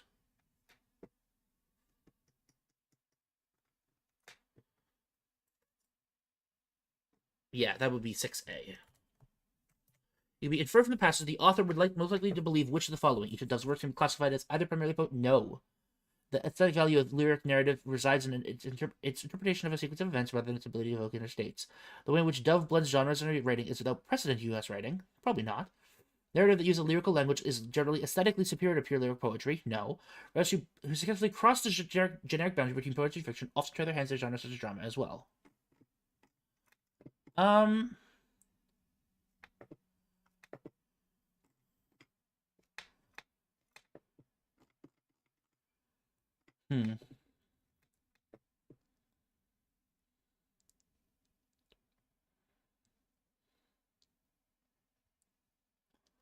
don't love 7. We're going to 8. As much as being excerpted from a longer text, which of the following predictions about the near future of the U.S. literature would be most likely to appear in the text? The writers who write both poetry and fiction would probably continue to grow. Yes. Because the increased interest in mixed genres, the small market for pure lyric poetry will likely shrink even further. No. Narrative poetry will probably become to be regarded as a subfiction genre of fiction. No. There would probably be a rise in specialization among writers in university writing programs. No. Writers who continue to work exclusively in poetry and fiction will likely lose their audiences. No. It's just, A. There'll just be more. We'll do both. Two passages discuss recent scientific research on music. They're adapted from 2 different papers presented. So, okay, I want to go back to 7. Be inferred from the passage that the author would most likely believe which of the following. Each of Dove's works can be classified as either primarily poetry or primarily fiction, even though it contains elements of both. No. The aesthetic value of a lyric narrative resides in its representation of a sequence of events rather than its ability to evoke inner states. No. The way in which Dove blends genres in her writing is without precedent in U.S. writing.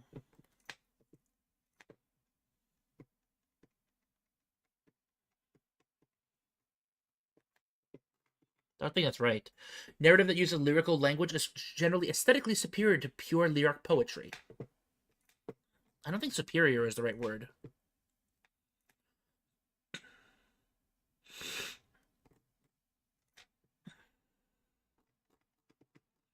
Writers who successfully cross the generic boundary between poetry and fiction often try their hands at genres such as drama as well. She did say something about that before, right? But, like...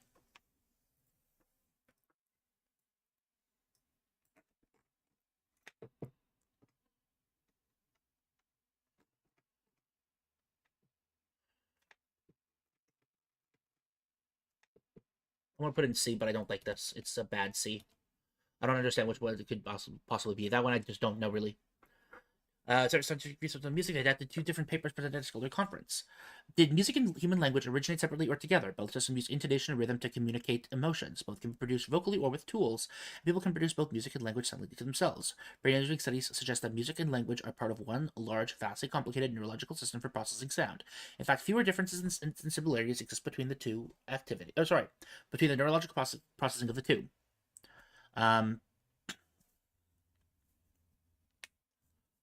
One could think of the two activities as different radio programs that can be broadcast over the same hardware.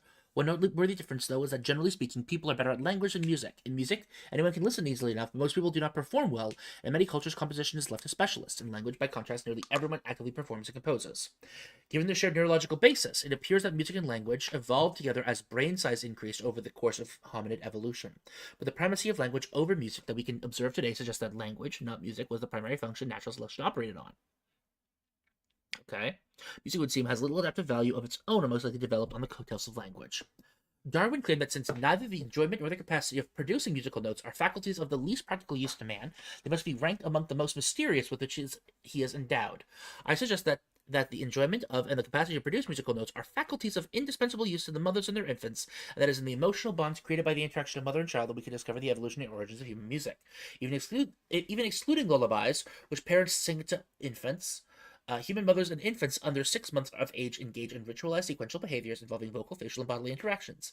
Using face-to-face mother-infant interactions filmed at 24 frames per second, research has shown that mothers and infants jointly construct mutually improvised interactions, which each partner tracks the actions of the other. Such episodes last from 1/2 second to 3 seconds and are composed of musical elements, variation in pitch, rhythm, timbre, volume, and tempo. What evolutionary advantage would such behavior have? Of course, of hominid evolution, brain size increases rapidly.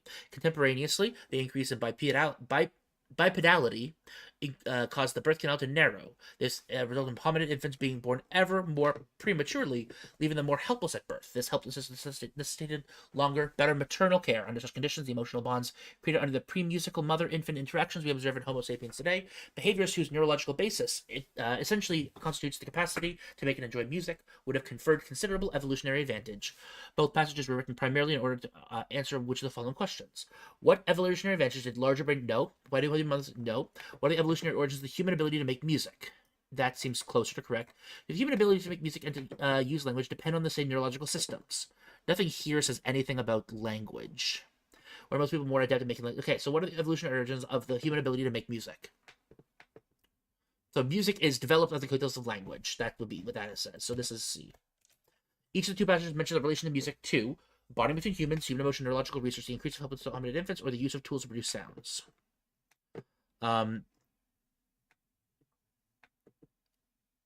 Human emotion, right? Or neurological research.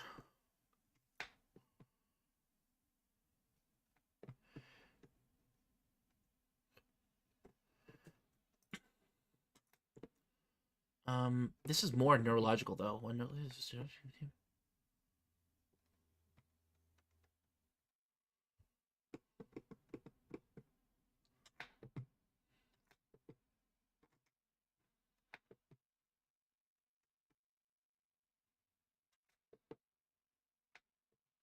think it's neurological research. I think it's 10C. It's a little weird though. 11. We infer that the authors of the two passages would most likely disagree over whether the increase in hominid brain size and necessary early births. Few differences and similarities exist between the neurological processing of music and human language. Brain size increased rapidly over the course of human evolution. The capacity to produce music has great adaptive value to humans. That's what I think it is.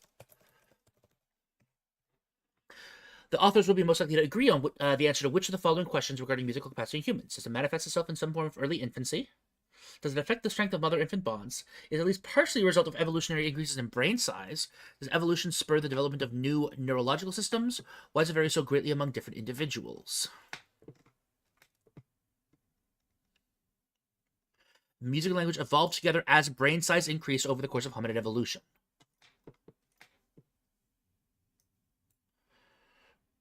So it looks like the answer is C.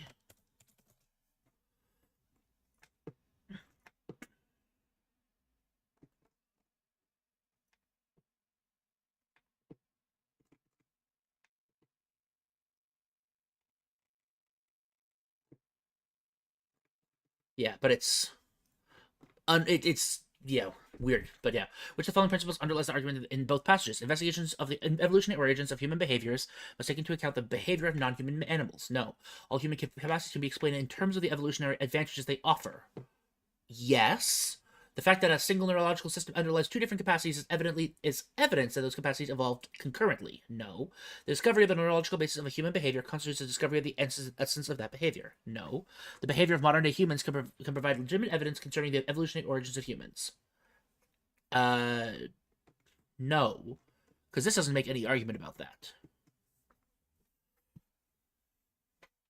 This is strictly talking about historically. All human capacities of the evolutionary advantages that they offer. This is talking about the natal one. This is talking about... Actually... I mean, this is just saying that... Actually, no, because this guy doesn't actually understand or didn't explain why that would be the case. The fact that the single neurological system underlies two different capacities... The evidence of those capacities evolved concurrently. That's what A guy says, but not what B guy says. The discovery of the neurological basis of a human behavior constitutes the discovery of the essence of that behavior. Somewhat. The behavior of modern-day humans can provide legitimate evidence concerning the evolutionary origins of human abilities. Does it say anything here about that?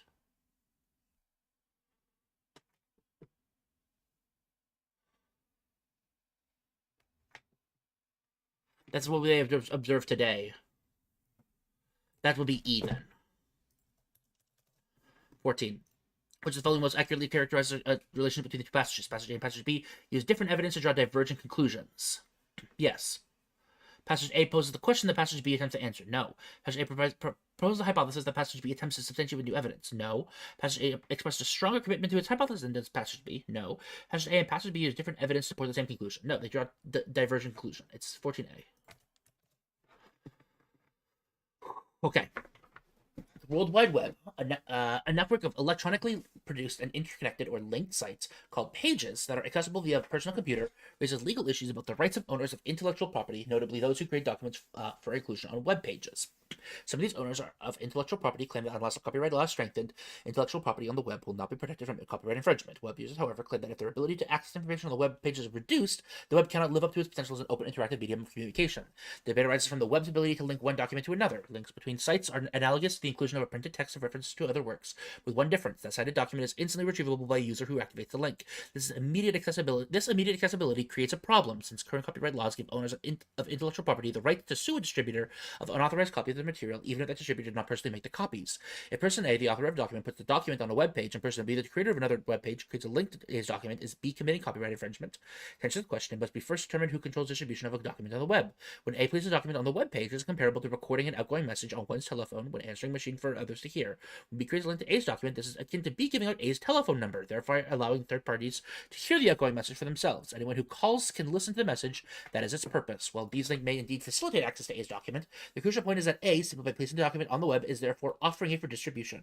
Therefore, even if B leads others to the document, it is A who actually controls access to it. Hence, creating a link to a document is not the same as making or distributing a copy of that document. Moreover, techniques are already available by which A can restrict access to a document. For example, A may require a password to gain entry to A's web page, just as a telephone owner can request an unlisted number and disclose it only to selected parties. Such a solution would compromise the openness of the web somewhat, but not as much as the threat of copyright infringement litigation. Changing copyright law to benefit owners of intellectual property is thus ill-advised because it would impede the development of the web as a public forum dedicated to the free exchange of ideas. Which the following most accurately explains the main point of the passage. Since distribution of a document placed on a web page is controlled by the author of that page rather than by the person who creates a link to that page, creating such a link should not be considered copyright infringement. Yes. Changes in copyright law in response to the development of the web and links are ill-advised unless such a change implies rather no. People who are concerned about the access others may have to the web documents they create because it prevents such access without inhibiting the rights of others to exchange ideas freely. That's not the main point. Problems concerning intellectual property rights created by new forms of electronic media are not insuperably difficult to resolve if one applies basic common sense principles to the problems. No. Maintaining a free exchange of ideas on the web offers benefits that far outweigh those that might be gained by a small number of individuals. The radical alteration of copyright laws aimed at restricting the web goods were allowed. Yes.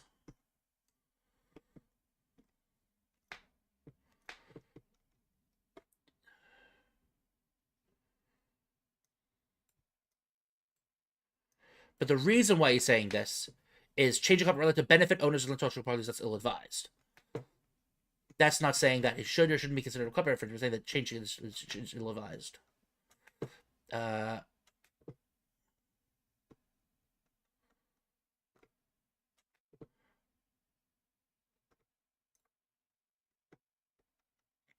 Yeah, that's what I think here. Well, it doesn't say that the free ideas benefit.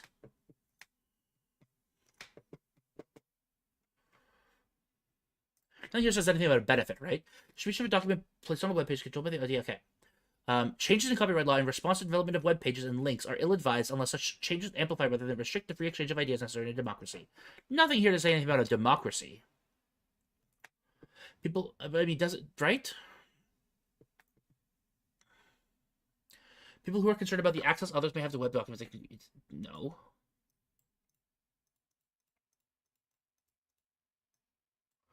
I mean, that's the big thing, right?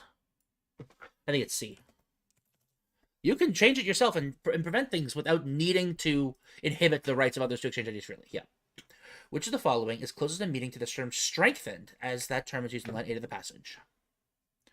So the owners of intellectual property claim that unless copyright law is strengthened, made more restrictive, copyright law is made more restrictive.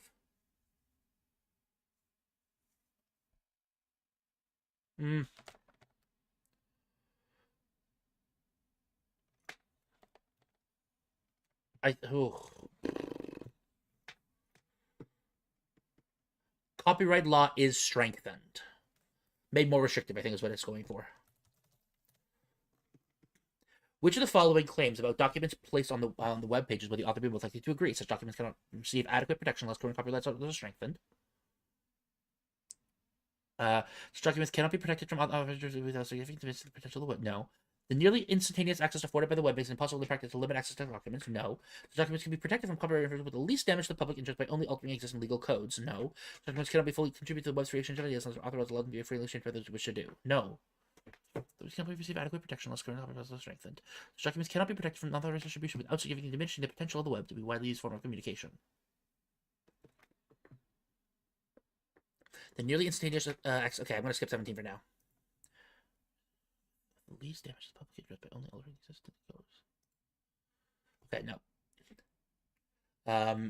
Based on the passage, the relationship between strengthening current copyright laws and relying on passwords to restrict access to a web document was analogous to the relationship between allowing everyone from public facilities to choose members of the community. Strengthening current laws and relying on passwords is outlawing the use of a drug and outlawing its sale. Prohibiting sport and relying on participants to employ proper safety gear. C is closer. Passing a new law and enforcing that law, allowing unrestricted access to a building and restricting access to those who have been issued a badge. No, it's prohibiting a sport. It's C. It's 18. Okay. Passage most strongly implies which of the following? There are no creators of links to web pages who are also owners of intellectual property on the web pages. No. The Restrict Act controls access to a web page. Document should be considered the distributor of that document. Sure. Yeah. B. Rights of privacy should not be extended to owners of intellectual property placed on the web. No. Those who create links to web pages have primary control over who reads the documents on those pages. No. A document on a web page must be converted to a physical document via printing. No. It's B. According to the passage, which of the following features of outgoing messages on telephone answering machines is most relevant to the debate concerning copyright infringement?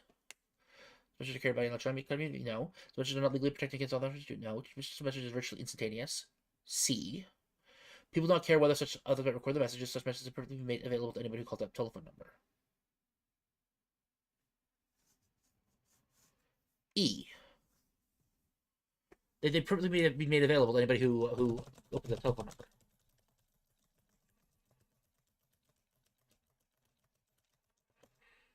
Or they're not legally protected against unauthorized distribution.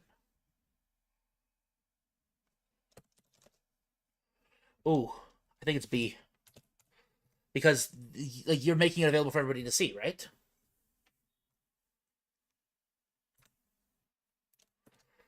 Ugh, it's B or E, I'm not sure.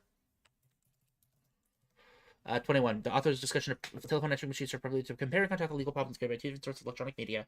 For an analogy to illustrate the position taken by each of the two votes on copyright debate. So the legal problems produced by new communication methods new illustrate the basic principle also to be determined the outcome of the copyright debate. The telephone also raises concern about copyright infringement. No. Compare and contrast the legal problems created by two different sorts of electronic media. For an analogy to illustrate the positions taken by each of the two sides in a copyright debate. That is reasonable. Show that legal problems produced by new communication technologies not themselves new.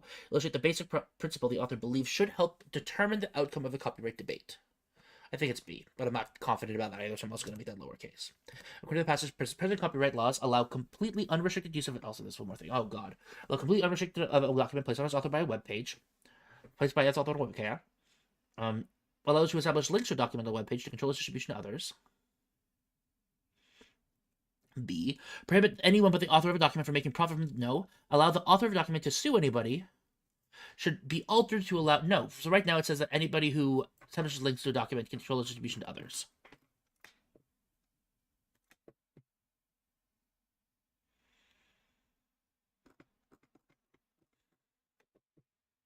I think it's B.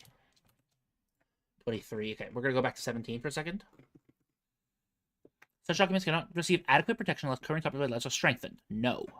Such documents cannot be protected from unauthorized distribution without significant diminishing of the potential of the web to be a widely used form of communication. No, because he gives an alternative. The nearly instantaneous access afforded by the web makes it impossible in practice to limit access to such documents. Such documents can be protected from copyright infringement with the least damage to the public interest, only by altering existing legal codes. No. Such documents cannot fully contribute to the web's free exchange of ideas unless their authors allow them to be freely accessed by those who wish to do so.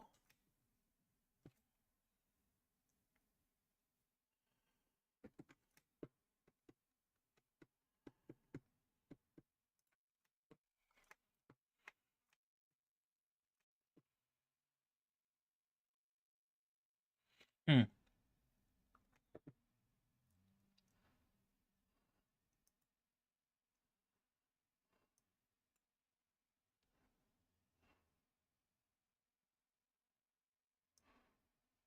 I'm going to say it's B, but I don't like that either. I'm going to, yeah.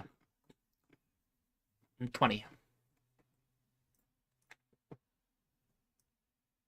Which of the following features is most relevant to the debate concerning copyright infringement? First, they're not legally protected against unauthorized distribution, and such messages have purposely been made available. I think it's B. 23.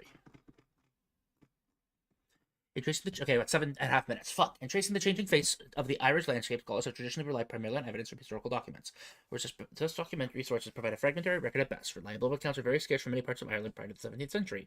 Many of the relevant documents for the 16th and 17th centuries focus selectively on matters related to military or commercial interests. Studies of fossilized pollen grains preserved in peats and lake muds provide an additional means of investigating vegetative landscape change. Details of changes in vegetation resulting from both human activities and natural elements are reflected in the kinds of quantities of minute pollen grains that become trapped in sediments. Analysis of samples can identify which kind of plants produced the preserved pollen grains when they were deposited. In many cases, the findings can serve to supplement or correct the documented record. Let us skip to the question real quickly. Okay, this is the main point of the passage. For example, analysis of samples from Longlow in Longlow in County Down have revealed significant patterns of cereal grain pollen beginning by about 400 AD. This essential clay content of the soil as part of down makes cultivation by primitive tools difficult. Historians thought such soils were not tilled to any significant extent until the introduction of the moldboard plough to Ireland in the 7th century AD. Because cereal cultivation would have required tilling the soil, the pollen evidence indicates these soils must have indeed been successfully tilled before the introduction of the new plough. Another example concerns flax cultivation in County Down, with one of the great linen producing areas of Ireland during the 18th century. Some aspects of linen production in Down are well documented, but the documentary record tells little about the cultivation of flax, which linen made in that area. The record of 18th century linen production of Down, together with the knowledge that flax cultivation had been established in Ireland centuries before that time, led some historians to surmise that this plant was being cultivated in Down before the 18th century. But pollen analysis indicates this is not the case. Flax pollen was found only in deposits laid down since the 18th century. It must be stressed, though, that there are limits to the ability of the pollen record to reflect the vegetative history of the landscape. For example, pollen analysis cannot identify the species, but only the genus or family of some plants. Among this is a madder, a cultivated dye plant of historical importance to Ireland. Madder belongs to a plant that also comprises various native weeds, including goosegrass. If madder pollen were present in a deposit, it would be indistinguishable from that of uncultivated native species. Also, fossilized pollen is a useful means of supplementing and, in some cases, correcting other sources of information regarding changes in the Irish landscape. Sure. Analyses of historical documents, together with pollen evidence, have led to the revision of some previously accepted hypotheses regarding changes in the Irish landscape. Yep. Analysis of fossilized pollen have proved to be a valuable tool in the identification. That's not the point. Analysis of fossilized pollen has provided new evidence that the cultivation of such crops as cereal grains, flax, and madder had a significant impact on the landscape of Ireland. Not the landscape. While pollen evidence can sometimes supplement other sources of historical information, its applicable to real limits that cannot be used to identify plants. No, okay. I think it's B. 24. The passage indicates that pollen analyses have provided evidence against which of the following views. The moldboard plough was introduced into Ireland in the 7th century. Against which one? In certain parts of County Down, cereal grains were not cultivated to any significant extent before the 7th century. That would be B. In certain parts of Ireland, cereal grains have been cultivated continuously since the introduction of the moldboard plough. Cereal grain cultivation requires successful soil. Cereal grain cultivation began in County Down around 400 AD. No, it says that, it has to be B. The phrase documentary record, lines 20 and 37, primarily refers to documented records of analyses of fossilized pollen, the kinds of quantities of fossilized pollen, written in pictorial descriptions by current historians of the evidence landscapes of past centuries. That would be what I'm talking about. C. Government and commercial records, maps, and similar documents provided in the past that recorded conditions and events at the time. That would also be true. Articles, books, and other documents by current historians listing and analyzing all available evidence recording a particular historical period. That would be E. That would be... This is and this are both correct. This is both of those. The passage indicates that that prior to the use of pollen analysis and the study of the history of the Irish landscape, at least some historians believed which of the following: the Irish landscape has experienced significant flooding. No. Cereal grain was not cultivated anywhere in Ireland until the 7th century. Yes. The history of the Irish landscape during the 16th, 17th, nope. Madder was not used as a dye plant. Nope. The beating of Flask Religion County dye may have occurred before the 18th century. Oh.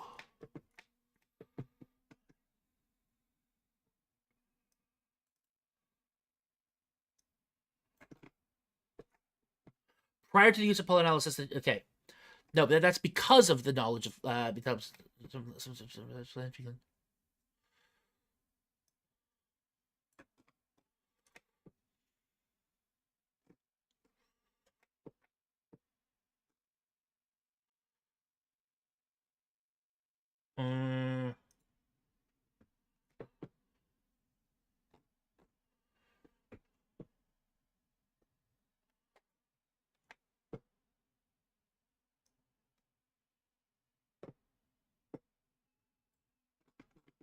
so no, it's not that they thought that was not cultivated anywhere in Ireland until at least the 7th century.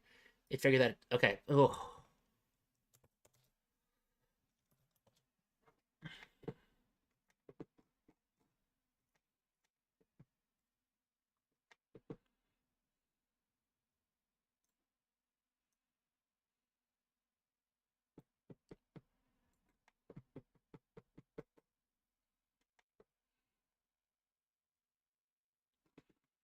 But this specifically says the beginning of flax cultivation in County Down may have occurred before the 18th century.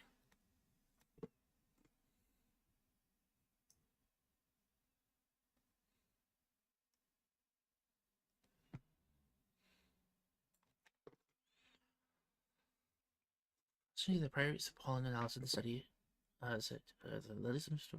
Which one of the following?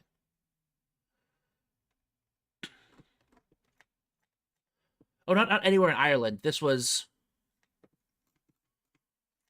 County Down. Okay, yeah, not anywhere in Ireland. It's specifically okay, County Down. That's what was tricky here. Such soils, County Down. Okay, that's what I'm missing. Which the following most accurately describes the relation between the second paragraph and the final paragraph. Second,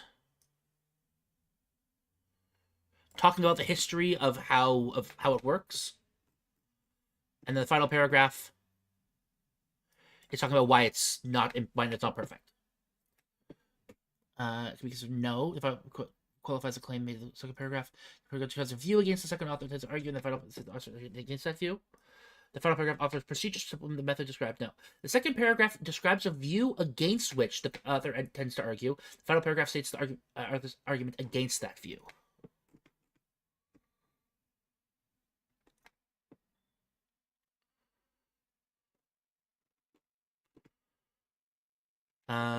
Before the method, okay, the final qualifies the claim made in the second paragraph. That's what I think it is. It's C. It's C or D. The second paragraph describes a view against which the author intends to argue. No. So that second paragraph is... Yeah, no. It's... The final paragraph qualifies the claim. I'm adding a qualifier. Made in the second paragraph. Yeah, I think that's correct. Do you have any other words? 21? Let's go to question 2 real quickly before this ends. I think it's D. Yeah. Ding, ding, ding, ding, ding. Okay. So we reset. And now, all the way to the bottom here. This would be the thing I was otherwise going to be filling, but I didn't want to actually do it like that. That's kind of a pain in the ass, so. Oh. So let's check the actual answers.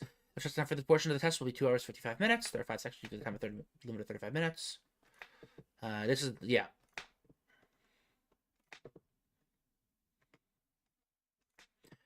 Only if you are able, certain you want to cancel your score. Cancel request cannot be rescinded if you are also you did not complete the section. Okay. Wait for the supervisor's instruction before you open the page to the topic. Please write inside your name. Okay, we're not doing the writing section. I'm not doing the essay because it's not, like, I can't, you know, have it. Like, that's just going to law school. It's not, like, graded or anything. So, we're going to work to the very top. So, we have, I'm going to do O for correct and X for incorrect. A, C, C. Do it like this. A, C, C, E, E, C, A, D, E. I said E when it should be D. Okay. 11. A, D, E, A, D, B, D, C, D, B, A. Part 1, I got one question wrong.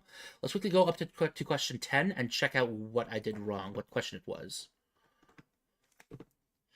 Oh my god, it's the lime. It's okay. If Limelight is shown exactly 3 times, Harvest shown exactly twice, and Creed is shown exactly once, which is the following is a complete and accurate list of films that could be the first film shown on Thursday. So it says that I could not show Harvest as my first film on Thursday. Oh, because Limelight showed 3 times. Fuck. No, I knew that. Because Limelight showed 3 times, you cannot have Harvest be the first film on Thursday. Oh, that's just a complete biff. Yeah, I should have known that, obviously. Duh. Blah, blah, blah. Okay, so, silly problem. That was a silly mistake. Should not have made that mistake. But we got 22 out of 23 correct in section 1. Section 2. Lowercase is answers that I'm not confident in. It was B, so it's B here. B, D, A, B, B, D, A, E. I said lowercase e, that's wrong. It should be B. Lowercase e, that's wrong. It should be C. 12, I said A, which is correct. 13 is C. 14 is E. 15 is D, D, B. This is wrong. It should be B. 19, A is correct. E, A, D. Ooh, this is wrong. It should be C. This is wrong. It should be A, and this is correct. So I got 1, 2, 3, 4, 5, 6 wrong. So I got 19 out of 25 here. Let's quickly go look up at section 2 and see which questions I got wrong. Section 2 to section 3. So question 1 of part 2 here. Some interesting about your business to increase productivity failed to be beneficial to the business as a whole.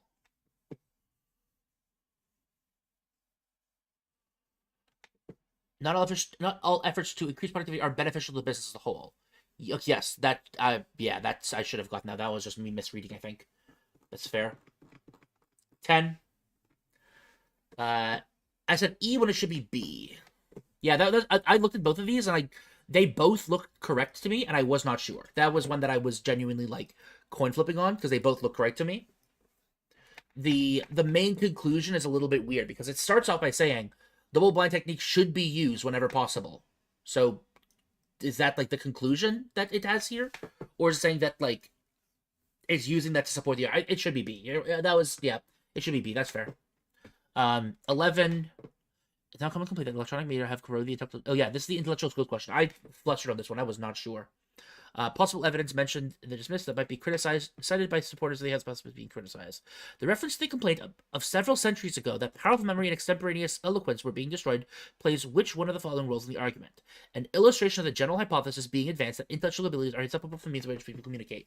This is one that I was looking at as the answer for 11, but I don't think I didn't write C at all. No, I didn't think it was C. I thought like saying that it wasn't harmful, I think was an implication, but I don't think it was like was a role in the argument. So I didn't see it as such. 18C. Modern science is built on the process of posing hypotheses and testing them against observations, in essence, attempting to show that hypotheses are incorrect. Nothing brings more recognition than overthrowing conventional wisdom. It is accordingly unsurprising that some scientists are skeptical of the widely accepted predictions of global warming. What is instead remarkable is that with hundreds of researchers striving to make breakthroughs in climatology, very few find evidence that global warming is unlikely. I said that there's evidence that conclusively shows that global warming hypothesis is true, would provide the most support that because that very few people ever find evidence that global warming is unlikely, that there's probably evidence that conclusively shows that global warming hypothesis is true. But most researchers in climatology has essential motive to find evidence that would discredit the global warming hypothesis. Why would that be the support? Why would that support that?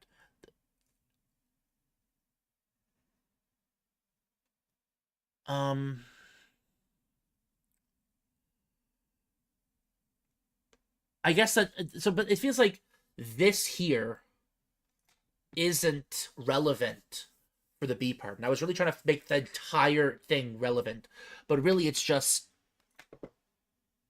this part really that they're trying to show.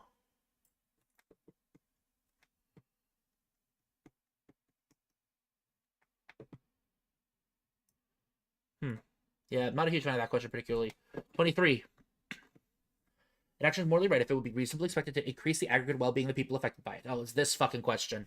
So I said that only right action has good consequences, but the correct answer is an action that is not morally wrong is morally right. But like, oh no, not have good consequences. Ah, fuck, it should reasonably expect to have good consequences. That should have been C. I was toying between C and E, I think.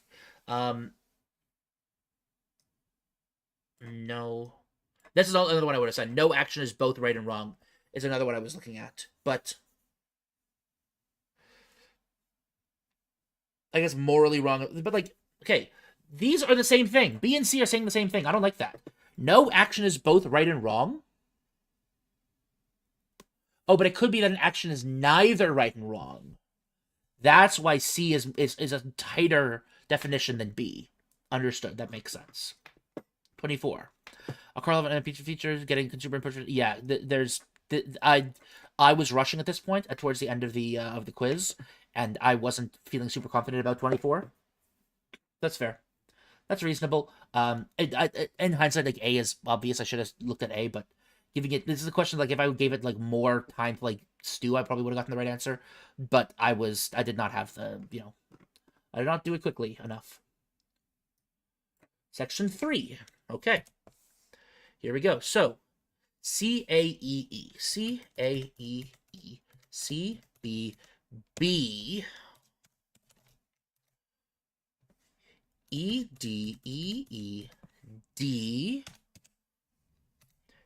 B-C. C-B-B. B. A-C-B. C-D.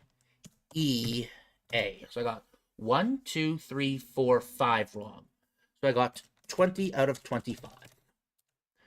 Let's go back to section 3 and check that. So, first one wrong was question 7.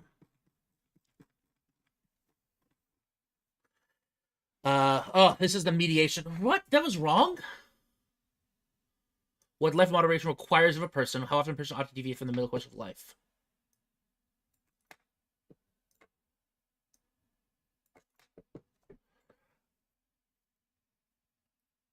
This was a counterpoint to his point about deviating the course, and he said no. Actually, if you never go too far, you're actually failing to live a life of moderation. I don't like this. I don't like this question. Bad question. Boy, that one I'm gonna fight over. 12. Oh, really? I got this one wrong? What's the correct answer? D? It's like that one of the authors of novel is guilty of plagiarism. That, yeah, so less likely is...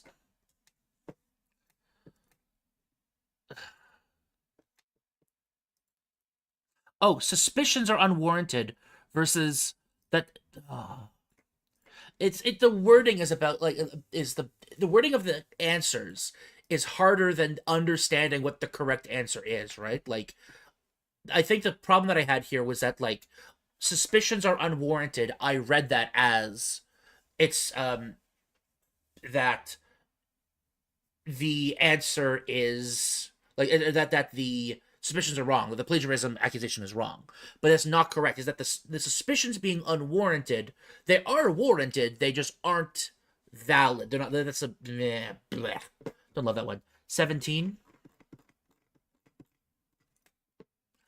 When I expect the muscles one back. What?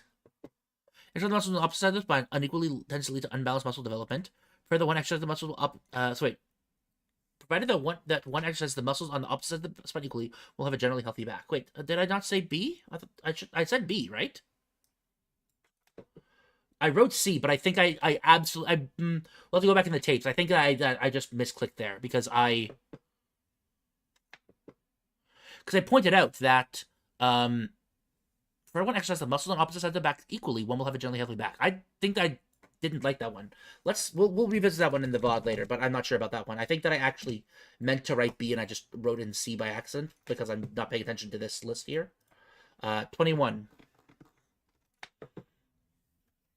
Oh, what? This was wrong? B. Often cattle should be raised to maturity on grass from pasture land that's unsuited. That was the other one I was looking at, right? But I thought that this was a...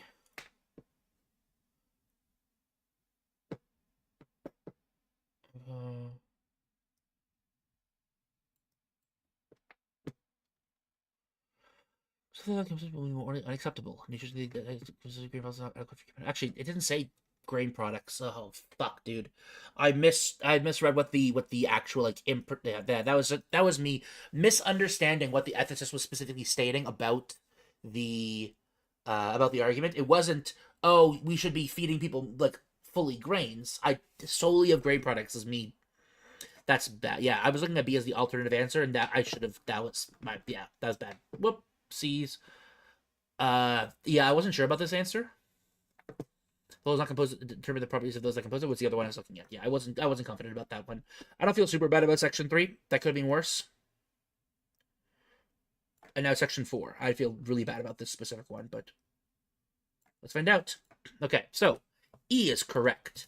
D, I thought the other could be, I was correct. B, so 6 is B. 7 is A. A, C, B. So 11 is D, C, E, A. This should be A. 16, A. This should be E. Yeah, this is the section I thought I would be doing the least good on. C, B. Oh, gosh. 20 is E. This is D. This is D. This is A, B. This is D, E, C.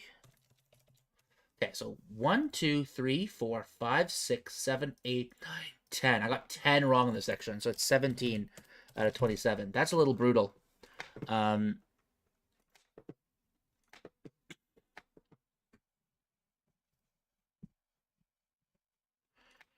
Use a score conversion chart.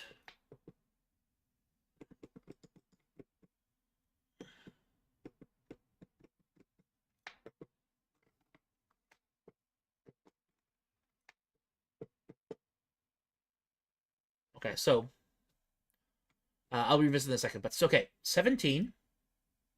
So 37. 6. 56. 78.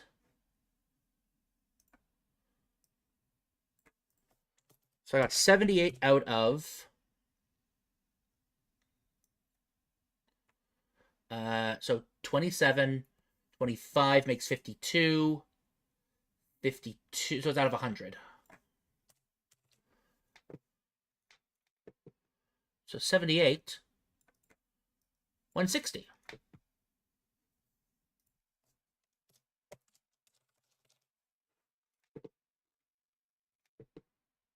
Cool. So now we can look and see what is a good LSAT score. A score of 150 or higher is generally considered good for standard law schools, but a score of 180 or higher is recommended for top-ranking law schools. Hey, look at that! I could go to a top-ranking law school off that.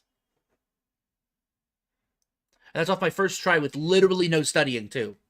So let's quickly look at the section 4 answers here because I biffed section 4 really badly. I had a really good score going up into this, but then I lost 10 points there. I would have been at 88 if I had gotten that section perfect, for example. 88. I'd had a 166. Yeah, I lost quite a big chunk of my success there. Oh well. So let's go to part 4. We're gonna start with question 6. That was the first one I really biffed. Because of the passage above, the author's primary purpose in mentioning Dove's experience in Germany was to point to an experience that reinforced Dove's conviction that poetry and fiction should not be rigidly separated. That's fair. What did I say? Suggested the habit of treating poetry and fiction as non-overlapping characteristics of English-speaking domains but not others. Yeah, I was definitely having difficulty processing a lot of the specifics of this passage in particular. So that's reasonable. Question 7, I was not confident in. Which would Dove most likely, or the author most likely be believe in? Each of those works can be classified as either primarily poetry or primarily fiction, even though it may contain elements of both. Really? Why? What? That feels entirely antithetical to the whole point. It's by not only writing in both genres, but by fusing the two genres in individual works. 160 is super respectable for having not studied, not gonna lie. I'm pretty happy with it. I think that I'm, I can say that I'm not perfect, but intellectually, honestly, I did pretty decent. I don't understand why when language and lyrical comes to the work of narrative fiction. While the language is lyrical, it is technically narrative fiction, and many passages in fiction, though undoubtedly prose, achieve the status of lyrical narrative through the use of poetic rhythm. So he's definitely making a separation between the two, but I didn't really read it as such. That's okay. I got that. I understand what they're going for here. 10. This is an interesting one. Each of the passages mention the relation of music each to neurological research. Was it not? Human emotion? What? When did the first one make any note to human emotion?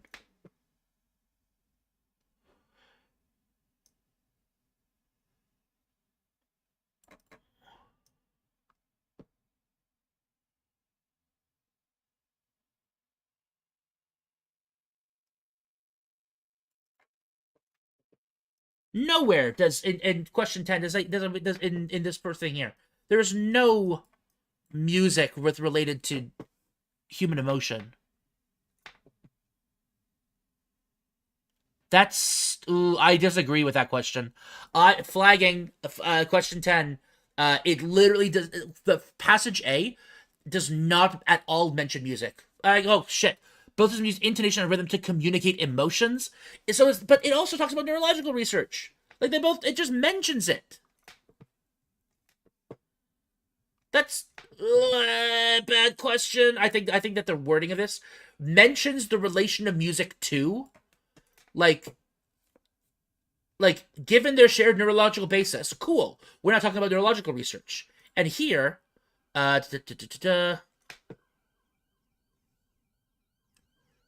Behavior's neurological basis essentially constitutes the capacity to make and enjoy music. They both mention the relation of music to neurological research. So, bleh. And also, this entire thing has a whole section on neurological. I don't like that question. That's a bad question. That's a bad question. 15. Which the following most accurately expresses the main point of the passage. Oh, god damn it.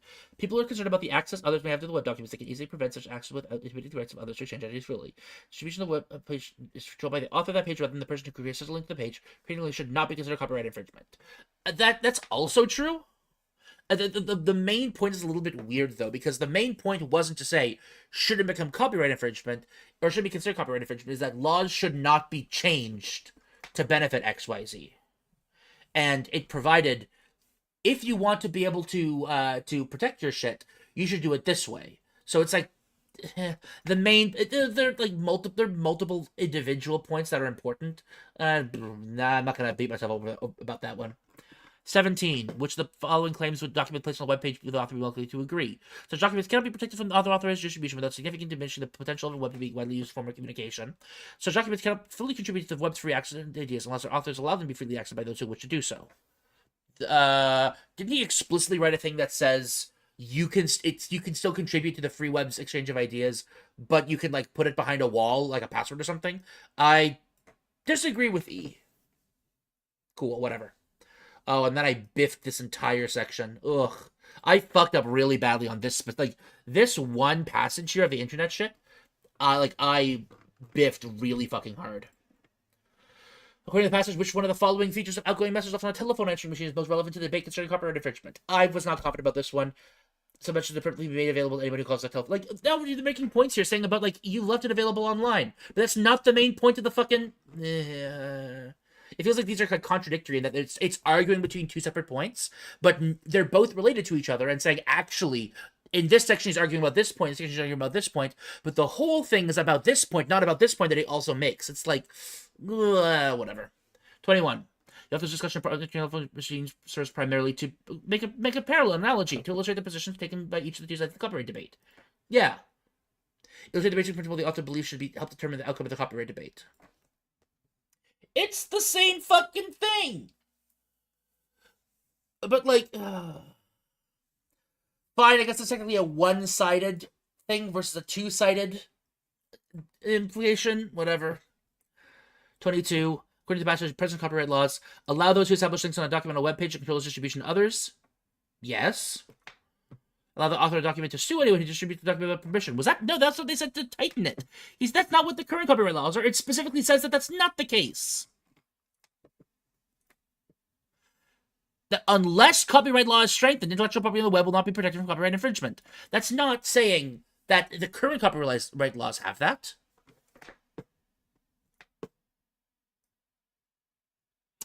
Oh, fuck, it does write that. Oh, I missed that. Oh, dude, I missed that entirely. God damn it.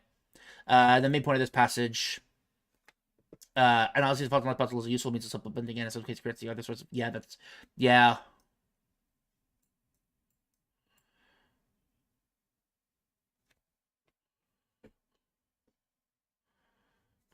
I mean, okay. Analysis of fossilized pollen is a useful means of supplementing and in some cases correcting other sources of information regarding changes of the Irish landscape. Versus analyses of historical documents, together with pollen evidence, have led to the revision of some previously accepted hypotheses regarding changes in Irish landscape. But both of those are things laid down here.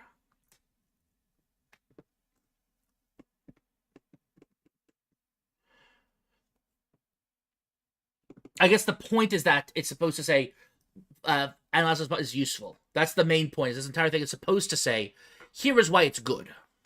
Not that it has done good things. The point is that it's good. Whatever.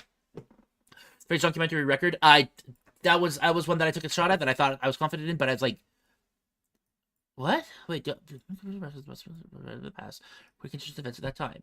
Articles with other documents by current historians, analyzing all the available evidence recording a particular historical period. But is it not? But is it not the same thing? I guess I just don't know that definition. Then that's just a definition I don't know. Lens 20. Correct the documentary record. We're not going back to correct government, like, and commercial records. We're going back to correct things that historians have said.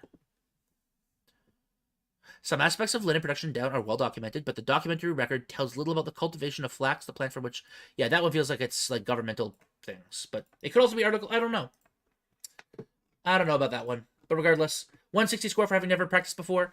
I think that I can very confidently say that I have pretty decent literacy skills, though I do also recognize that I have a bad memory, which is one of the main reasons why I had lots of issues with these, is that I had to retain a lot of information quickly. That's why I did so particularly poorly in that last area here. That section 4 was, pretty brutal, but, like, if I'm going to make one main John here, it's a memory issue, right? Being able to memorize large sections of information and be able to process something that I do have difficulty with. But overall, I think that was fairly solid, fairly indicative, and showed, hey, I'm not a shitter. A 160 is a pretty decent score to get without any practice and just off the top of my head without having ever done any of these before. I wouldn't mind doing another one at some point in the future. Getting a 160 is a very okay score. I will take it. Thank you all for watching. I hope you guys have enjoyed. I personally had quite a lot of enjoyment doing this.